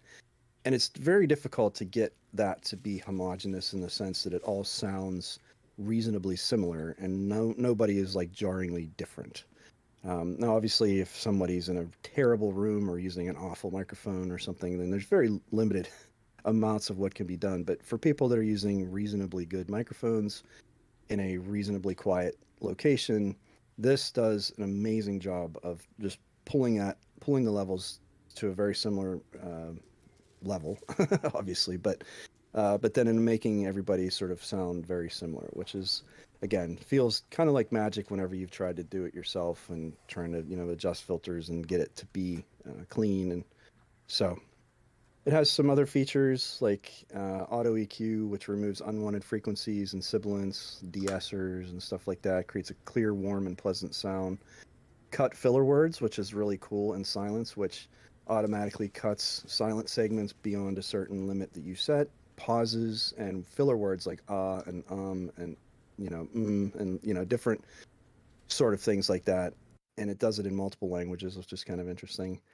They provide 2 hours of free processing per month. So if you're doing a podcast that's an hour long, you wouldn't even ever have to necessarily pay for the service.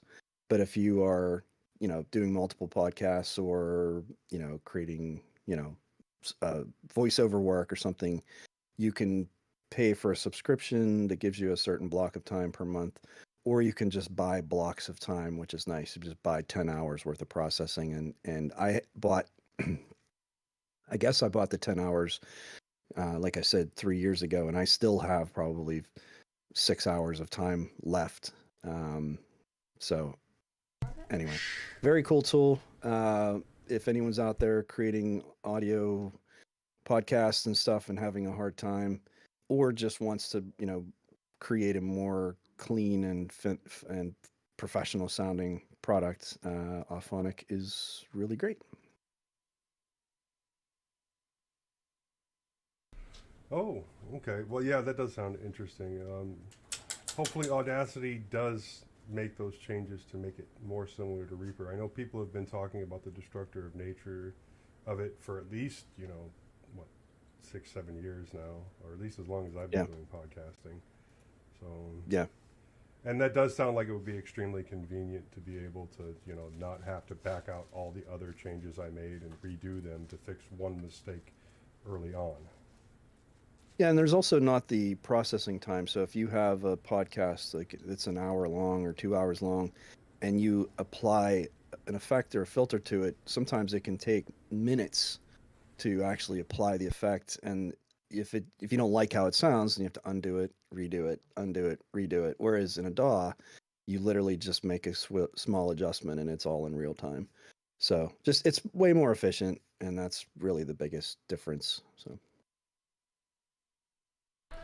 Okay, did we want to do the innards or skip it? I know you said you weren't I'm feeling feeling well. decent now. I mean, I don't mind if we want to just get it over with. And Okay, well, Bill's gonna probably have to re-record part of the opening then, but I don't think that's a big deal. Yeah, it doesn't matter. We can do it or skip it. I'm okay either way. Well, we can make it a quick one. How long is the recording so far? 1 hour 26 minutes. Did you want to discuss any of the topics that we have listed there? I was curious I think that I don't know if there's enough content around it, but the idea of whether people use dedicated desktops anymore, I kind of thought maybe that would be interesting with maybe Bill and other people, but and we can always save that one for another show. I feel like desktops have become less important. Well, I would say that laptops are really kind of taking the place of desktops in a lot of cases, unless you're a power user like us. I have a desktop, but I do too. I use it as a server, and I So use do it I. as a regular computer and all those other things.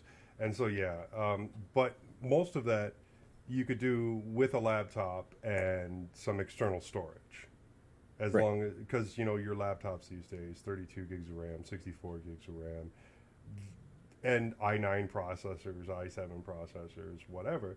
Yeah, you have to leave them, plugged in to do a lot of it, but you can still turn them into anything you can, a desktop computer. Well, and the other advantage of a laptop, especially using it as a server, is that it's got a built-in battery backup, right? Mm. So if the power goes out, in a lot of cases, unless the battery's trash, you're going to probably get at least an hour. you know, if not several. So, you know, you're not going to have to worry about, because I used to have battery, a UPS, you know, uninterrupted power supply years ago. I had sort of inherited one from work and replaced. It's like it had I guess like a motorcycle or an ATV battery in it. So I replaced that, and then it worked for, I don't know, 5 to 6, 7 years, something like that. And then the battery started to die again, and I thought, you know, for the number of times that it's actually been useful, like it's not worth Well, those maintaining it. those uninterruptible power supplies, they're meant to keep everything on to do a graceful shutdown, and that's it. Right. That's it. So 5 minutes, 15 minutes, whatever, and a lot of them it's all scripted in um, to also do the shutdown right then. So unless you're running a backup generator, you're really not going to be able to keep your desktop going for any period of time. And Right. the only advantage, really, of a desktop, and I would say that there's two distinct advantages to a desktop over a laptop. One is cooling. You can cool a desktop, which means that you can um, even take lower end hardware and just, you know, crank it up, overclock it, whatever, and eke that little bit more power out of it and still keep it cool. And Yeah. two, upgradability. You know, a lot of laptops you simply can't upgrade. The things are soldered to the motherboard. You might be able to do some upgrades to the RAM, et cetera, et cetera. But really, for upgradability and the ability to like add more hard drives into the case itself, you can't beat a desktop computer. Yeah. Now, obviously, at a certain point, you can't upgrade the processor anymore because they changed the socket, or you can't upgrade the RAM anymore because it's reached that hard limit from the hardware itself. But Right. it's a much longer life cycle than something like a laptop, where if the processor dies, in most cases, you're not going to find somebody that is willing or able to replace it. Or if the Yeah. graphics processor dies in your laptop, same thing. Some people can, but you're going to be paying through the nose for that type of technical know-how. I mean, yeah, it's removing a chip and reballing it, but how many people are actually able to do that and have it come together at the end of it, or have the equipment to do it without melting everything around it? Because yeah, you know, an air gun seems like an easy thing to use until you know you send all of the other components around that APU flying. Ask me how I know. Um, Yeah. but yeah, it is a skill, and not many people are going to have. And like the other tools that are sometimes used to heat the entire board evenly so you don't have all the other issues that come from heating one section of the board and not another, layer shifting on the board. But yeah, it's just easier in that case to have a desktop so that you can replace the parts. Laptops, to that extent, are somewhat disposable. I hate to say it that way. As long as the hardware doesn't go bad, you can keep using a laptop forever. But yeah,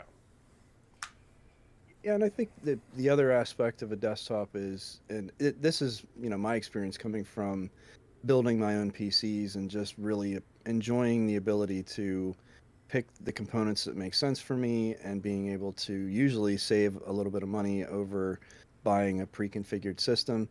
I have only had maybe two store-bought desktops, and I really had issues with both. yeah.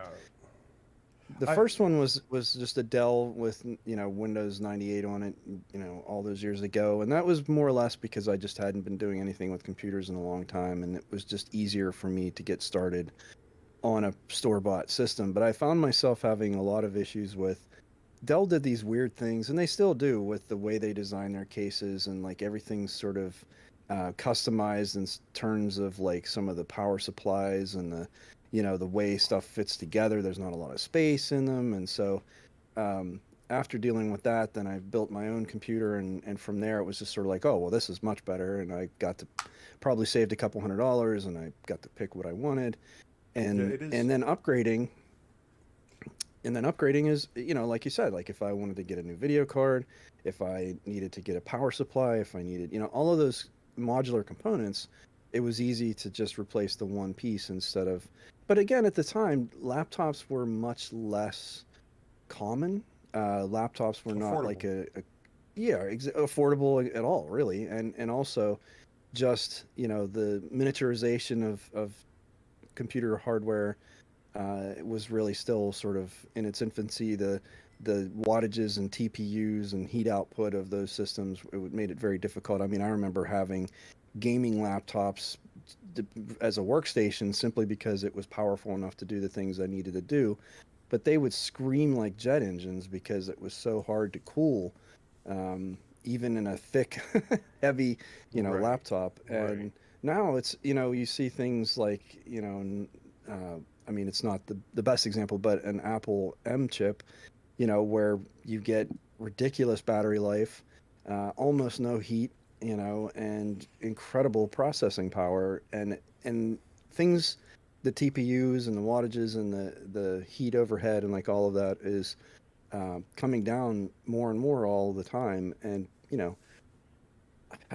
unless you're doing really heavily intensive like encoding or like crypto mining or like, I mean, at this point, like I rebuilt my desktop probably 2 years ago because it had just sort of reached its usable life. And like you said, I couldn't upgrade the processor because the board, the Chipset. chipset and the socket and all that stuff, it just wasn't compatible. I mean, I could have bought an older generation processor, but I wanted something newer. And honestly, the cost of a motherboard is fairly negligible. So, I upgraded and I've been using the same case for over a decade at this point. Right. I Yeah. just keep changing out components. So that there's still some advantages, but I find myself outside of using it as a media server. Um, I mean, there's very little. I have a NAS that's a dedicated system for file storage and file server activities. Um, I have done some, video editing and stuff like that on that system because, like you said, it's. But what I've found is that the difference in speed between my laptop and the convenience of using my laptop versus going and sitting in front of my desktop is pretty negligible at this point. So I don't have a lot of use cases left, I guess is what I'm saying. Oh, and For we could have a whole nother discussion about just motherboards and how they set up their PCI sockets and why it's so. We have a PCI X16 next to a PCIe next to a PCI 8 next to possibly another PCIe if you have a larger motherboard. But if you use the PCI X16, you can't use the PCIe because then you block the airflow for the graphics card, or it's completely covered by the graphics card because it's a two-slot graphics card. But then you have those completely unused lanes for that PCIe because they're completely separated, but they're useless. And then you can't, if you have a double size PCI X16 graphics card, you can't use the X8 slot for another graphics card or for another component because it will block the airflow. So you can do water cooling, which might fix some of that, but oh, it, it that particular topic and the way they set up those slots just absolutely drives me nuts. I think you're talking about people making a conscious decision in that case. Like they need that card that is powerful enough to do ray tracing or whatever it is that they want to do in their video games. And and if you're a gamer, I still think PC gaming is Well, I mean, unless I'm mistaken, I feel like PC gaming is still the top of the heap in terms of performance and capability with ray tracing and all these different things. But well, if you I mean, I don't know if you look at like the AMD processors for the last couple of generations, For a while there, they weren't coming out with G processors, which are their processors that are APUs that will also do graphics. So even if you had like the Ryzen 5 5600, you didn't have the 5600G, which means that you needed to run some kind of graphics card, which means that you can't really run any other peripherals. Sorry. Yeah, But and I think that well, that speaks to the flexibility, I guess, um, of a desktop in general, and not only that, but the form factors and the ability to create media PCs and and just basically have different use cases and build different things. And I think there's still, I mean, I would be very sad if we got to a point where you couldn't build a system for yourself.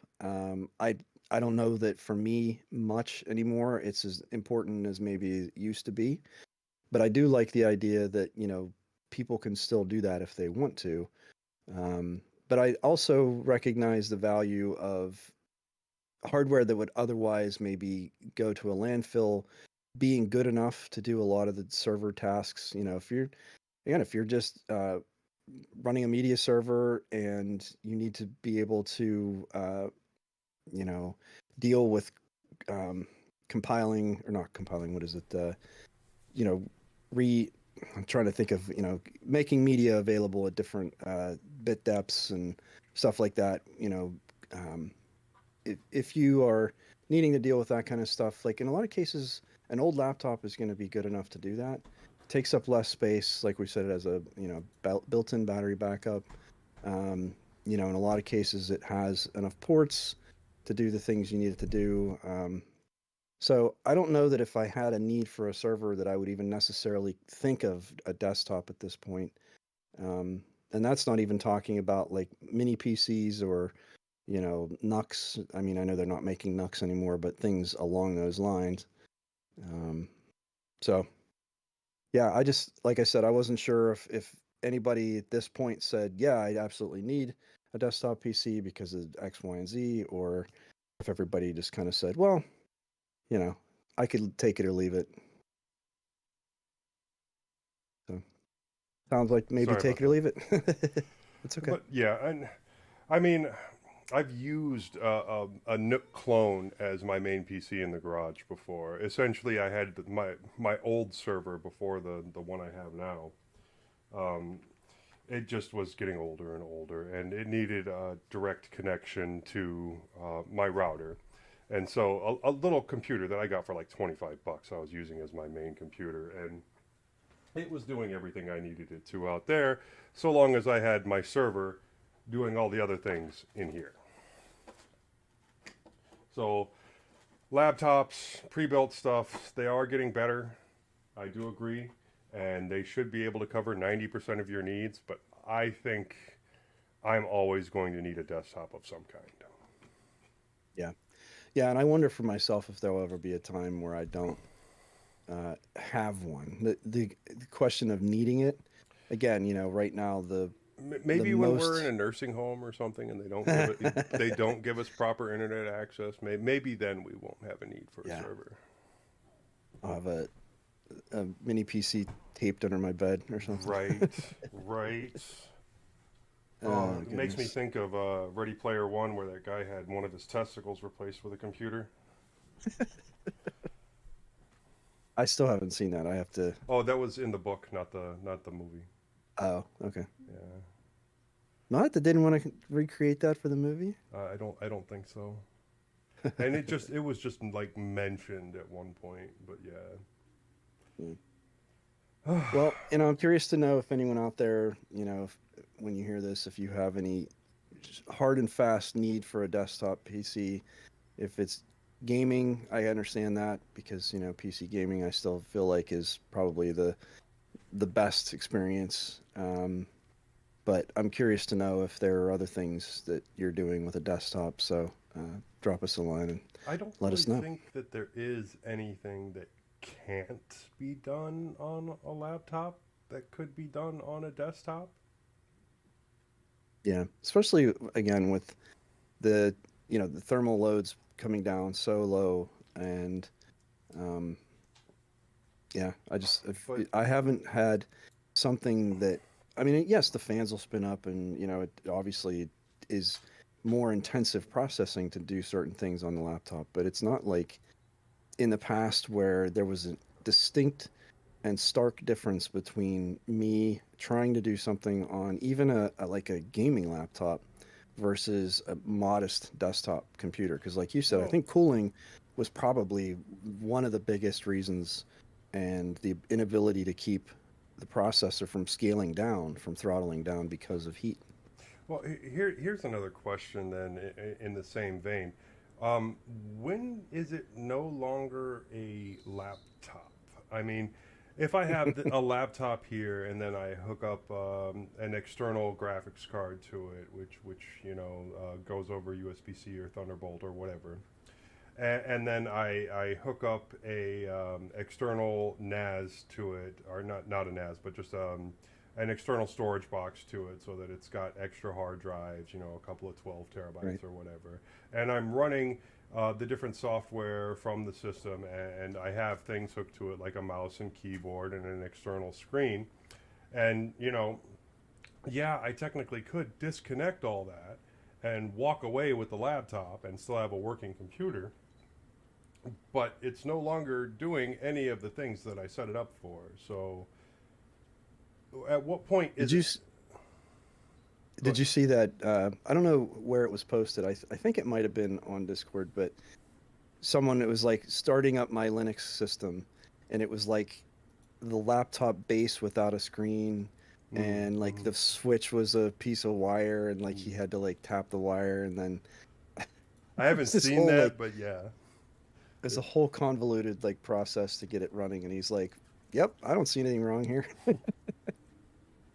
but uh oh, but yeah, the ability for Linux to continue to keep a system going, that's for sure. So, well, no, my whole thing oh there boy. was, once you add all that external hardware to your laptop, is it in order to make it a Yeah, yeah, I gotcha. functioning system to do all the things that you want, is it still really a laptop? Well, and the fact that you can get from Framework, you can buy just the motherboards for the laptops and then use it as an external.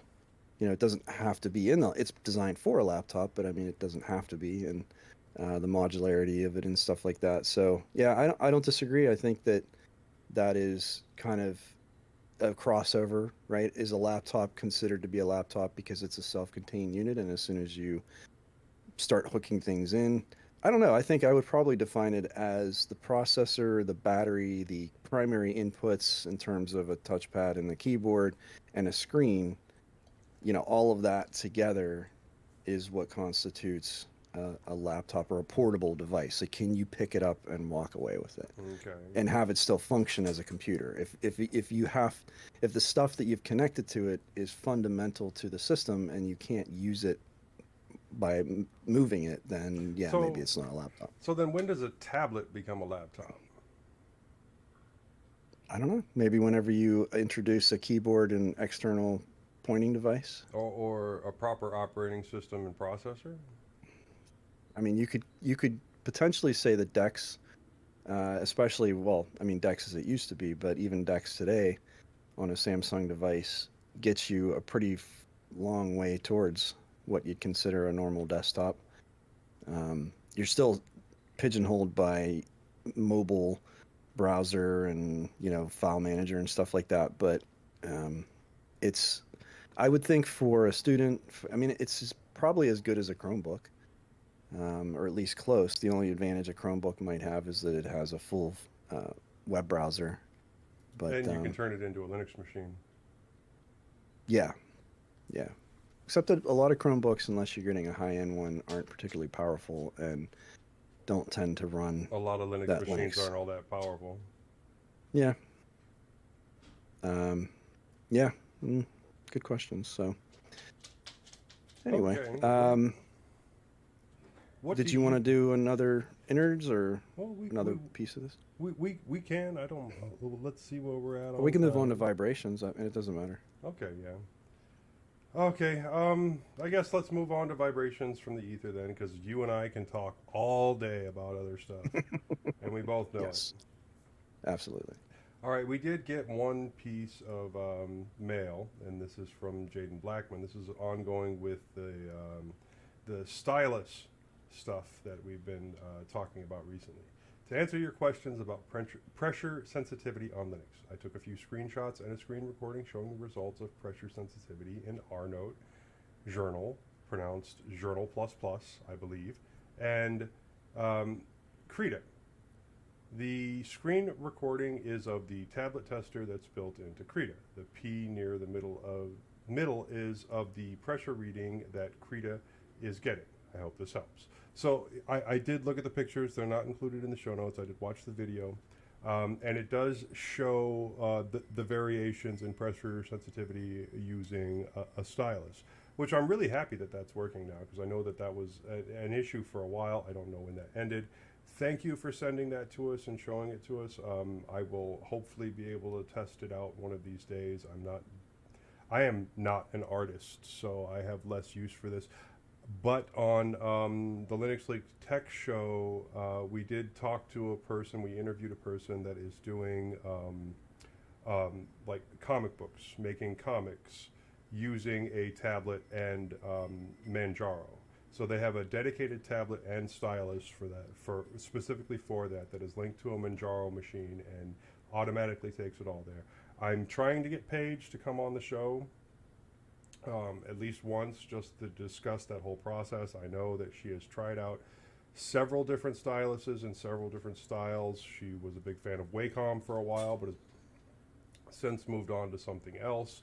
So hopefully we can get her or someone else just to come on, because we've gotten a lot of responses about this one topic, and so I think that would be good for a deeper dive from someone that knows what they're talking about on it.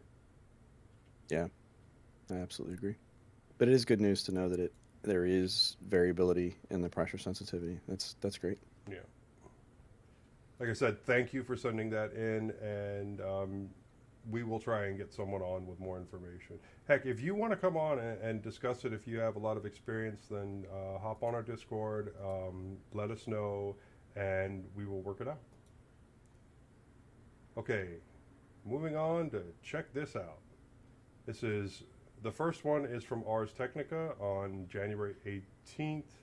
Internet pioneer Vint Cerf announced that Dr. David L. Mills, the inventor of the Network Time Protocol, NTP, died peacefully at age 85 on January 17th, 2024. More information is available at the link. And that is sad news. He will be missed, but it might not be the high score, but it does seem like a good score. Yeah, no doubt. And something so sort of fundamental. And I think when I see stuff like that, it just makes me realize how much has changed in technology in such a short amount of time, and how, within my lifetime, let alone someone who's 85, who's got 40 years on me or so, to have seen so much changes and to have created something so fundamental that's still, key to keeping systems in synchronization today. Yeah, that's Pretty awesome. cool. And that's going to be used for however many years to come. So, Yeah. That's brilliant. Yeah, exactly. And our next, check this out. There is a link in the show notes. This is from Ken Fallon at HPR. I'm kind of summarizing this, but they've been thinking about closing down HPR after 18 years. Do what appears to be HPR's Hacker Public Radio. Hacker Public Radio. Sorry about that. Yeah. I'm so okay. used to it. So, due to what appears to be low interest, since people are not uploading shows. So, if you have a show idea, or you ever wanted to try your hand at podcasting, and don't want to, jump all the way into it, then definitely head over to, the link in the show notes, hub.hackerpublicradio.org, and follow the instructions. If you're nervous about it, then record the show and just have it added to the reserve queue, and it will be released only if they run out of other shows. That's the whole point of the reserve queue. So you want to try it out, you have an idea that you think is interesting, put it on there. It, they prefer hacker related or tech related, but really just about anything that you find interesting, someone else is going to find interesting too. Make a show, put it on there. You want to talk about nitro gloves and their benefits, then by all means, go ahead and do it. Seriously, also, if you're not subscribed to Hacker Public Radio, even just to see the titles and what the subjects are, I highly recommend that. You don't have to listen to every podcast that they put out, but you know, sooner or later you're going to see something that piques your interest, and then you just grab it and you listen to it. Yeah. If you find something that you don't like, then you can make a response to it. Anything will help out. Someone will listen to it and someone will like it. Granted, someone will also hate it.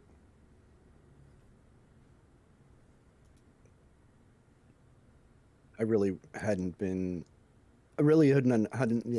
understood. Oh my gosh, I hadn't understood what HPR was all about, and having looked at it this past week, I am considering doing something. And they're usually fairly short. You know, they like to get things out kind of every day, but yeah, just 10-15 minutes, something reasonably short. And I don't know, I'm trying to kick around ideas and think of like what I could do, but I'm sure there's something. So Do it on what was it, Alphonic? yeah, maybe that's actually a good idea.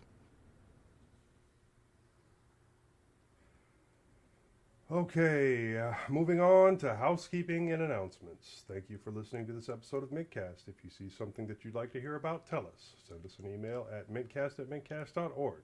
Join us live on YouTube. Post at the mintcast subreddit. Chat with us on Telegram and Discord, or post directly at mintcast.org.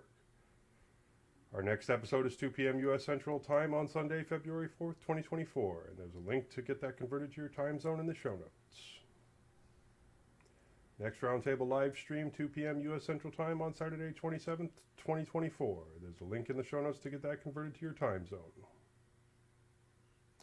Next roundtable live stream, 2 p.m. U.S. Central Time on Saturday, February 10th, 2024. And there's a link in the show notes to get that converted to your time zone. Live stream information is at mintcast.org/livestream.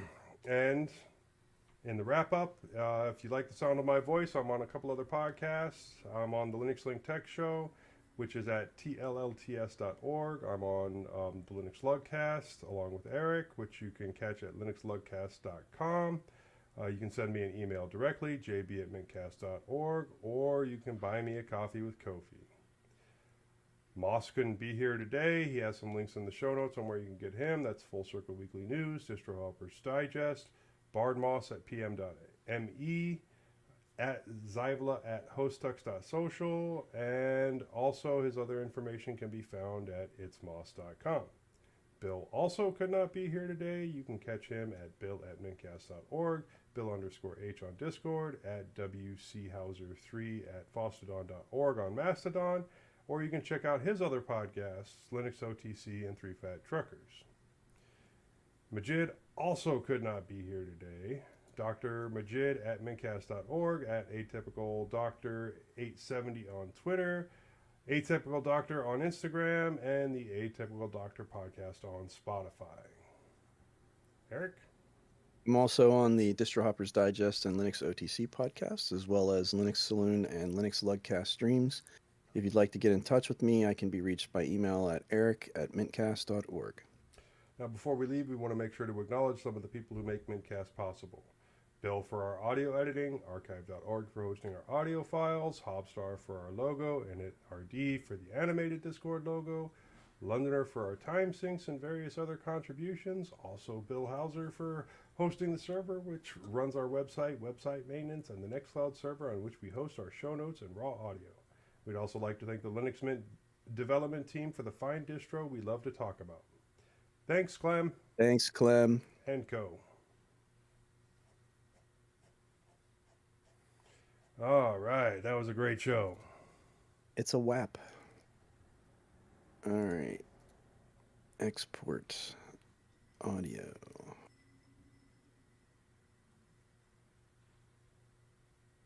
Save.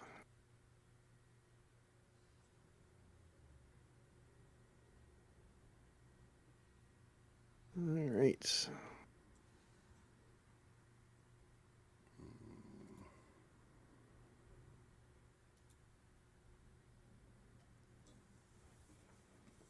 Okay.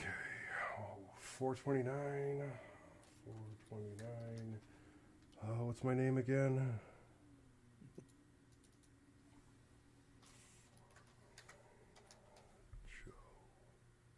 Why is it doing it? Oh, because I don't have numlock yet. 429.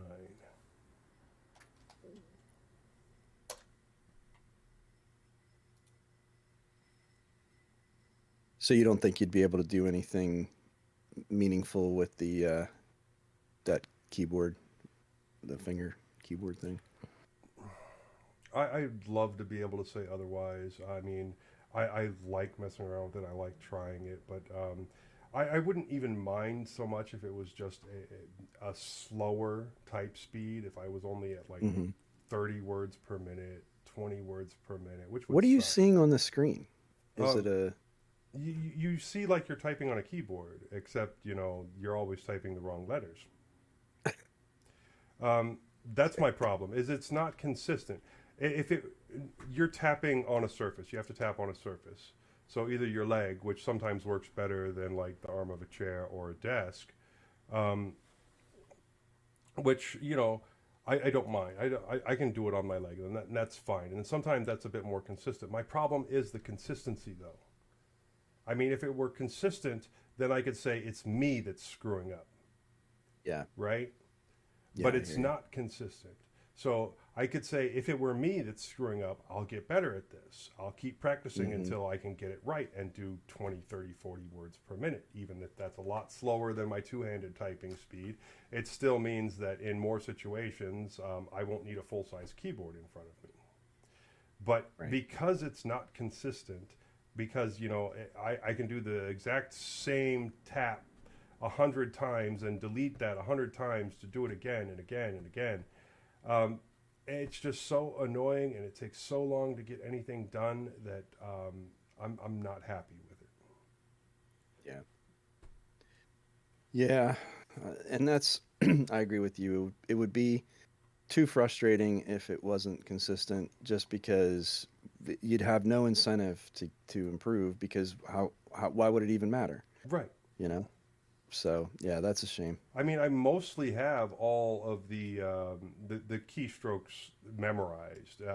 Yes, I do keep the cheat sheet up for Hmm. when I do forget one thing here or there, or um, for some of the punctuations, which are like three taps of such and such in order to get it right. I don't have all of those completely memorized yet. But Hmm. if I can't type the word the because, or if it Yeah. takes I me mean, 5 minutes to get all three letters correct. I would almost see it as being more useful if it was an autocomplete thing, where you, almost like on your phone, where you were basically starting to type and then it gave you options and you could just select the next option. That might be something that would be a way to use it faster. Right. Um, I appreciate it that at least somebody does something different, that they're trying, a different option for input, because I feel like there really hasn't been much of anything. Have you ever tried one of those tabletop laser keyboards where it projects it onto the table? I have not. And I've been Yeah. interested in them in the past, but I'm assuming that you need a flat uniform color surface, which is another Yeah, thing probably. about the tap strap, which I do have right here. You just do it in the air. Yeah. Yeah, with the Yeah. well, you can't do the tap strap in the air. You got to do it on the surface. But Oh, you do? Oh, okay. you have to do it on a surface of some kind because the sensors Oh, are vibration sensors, which is why I think that my fingers are too gotcha. fat and they're kind of bumping together or whatever. But no, uh, the mouse function on it, you turn your thumb and it's got a sensor on it that looks just like the underside of a regular mouse. So Okay. you turn your thumb and you're holding your hand essentially like that and going like that as a mouse, and then that's left click, that's right click, that's middle click, Huh. etc., etc., etc. But How does that work? Does that work if pretty you well? have a uniform surface that is not Yeah. black, it Okay. works really well. Wow. But if you That's have pretty cool, actually. like a design on it or something, it works like shit. Because I Uh, wonder for people that get like carpal tunnel, if that would be something that might be more comfortable to do, not have to hold your hand over something. right, you're also supposed to be able to go like this and point at what you want and move it Uh, around, and then if you flick this way or flick this way, it's left click, Back right and click, forward. whatever. Um, Oh, okay. but that works even worse, like horrible. Like try and hold your hand perfectly still and just flick, Right. but you got to hold Without, that yeah. thumb like perfectly still. Oh, okay. You're not going to Yeah, do I it. It's got going you. to move. You're not going to click. Yeah. Yeah, I got you. Yeah. Yeah, It, I guess it would have to be fairly forgiving and also, yeah, if it was too precise, then it would just not work. It would be annoying. So anyway, yeah, and I guess does it have like a mouse where you can adjust the tracking speeds and stuff like that, where like that's all the internal. sensitivity? That would be all internal to your operating system. I mean, Oh, okay, you can go in and change the speed there and the sensitivity for got it. most mice and touchpads, but I'm not sure how much that would impact the usability Mm, because gotcha. you also got to remember a lot of the surface. If you're working on like the surface of a mouse pad, Yeah, the whole goal with is to move it over, and then you get to a certain point, you pick it up, you move it again. But when you pick up your hand like that, it still keeps sensing for a couple of seconds, and so then it just moves the mouse wherever you move your hand. So you need a pretty big yeah, surface in order to be able to, unless of course you crank up the sensitivity and then you're moving super fast, super far with any type of yeah, movement, and then it's difficult to get precision. yeah, yeah. And depending on the task, I mean, maybe in some cases that is it can be difficult. I've had good luck with Logitech in particular with a lot of their devices. You can change on the fly. There's a button to actually change Change the the DPS, DPI. DPI, Yeah. yeah. So, and I've noticed that depending, and sometimes when you connect, like if you're connecting remote desktop, like it'll be muddy or slow and you can bump it up. And so I can see maybe the utility of that. But yeah, the inconsistency, I don't think I'd be able to deal with. So, oh Yep. well. All right. Well, I'm happy we got a good bit of it done. Hopefully that was enough for both episodes. And I mean, the innards we talked for probably 15 minutes. So, I mean, it wasn't half an hour, but you know, Well, if they can do it all in one, then by all means. I mean, maybe they can split out um, 2 hour show, security. that's not so bad. Yeah, yeah, exactly. Exactly. Anyway, All right. all right. I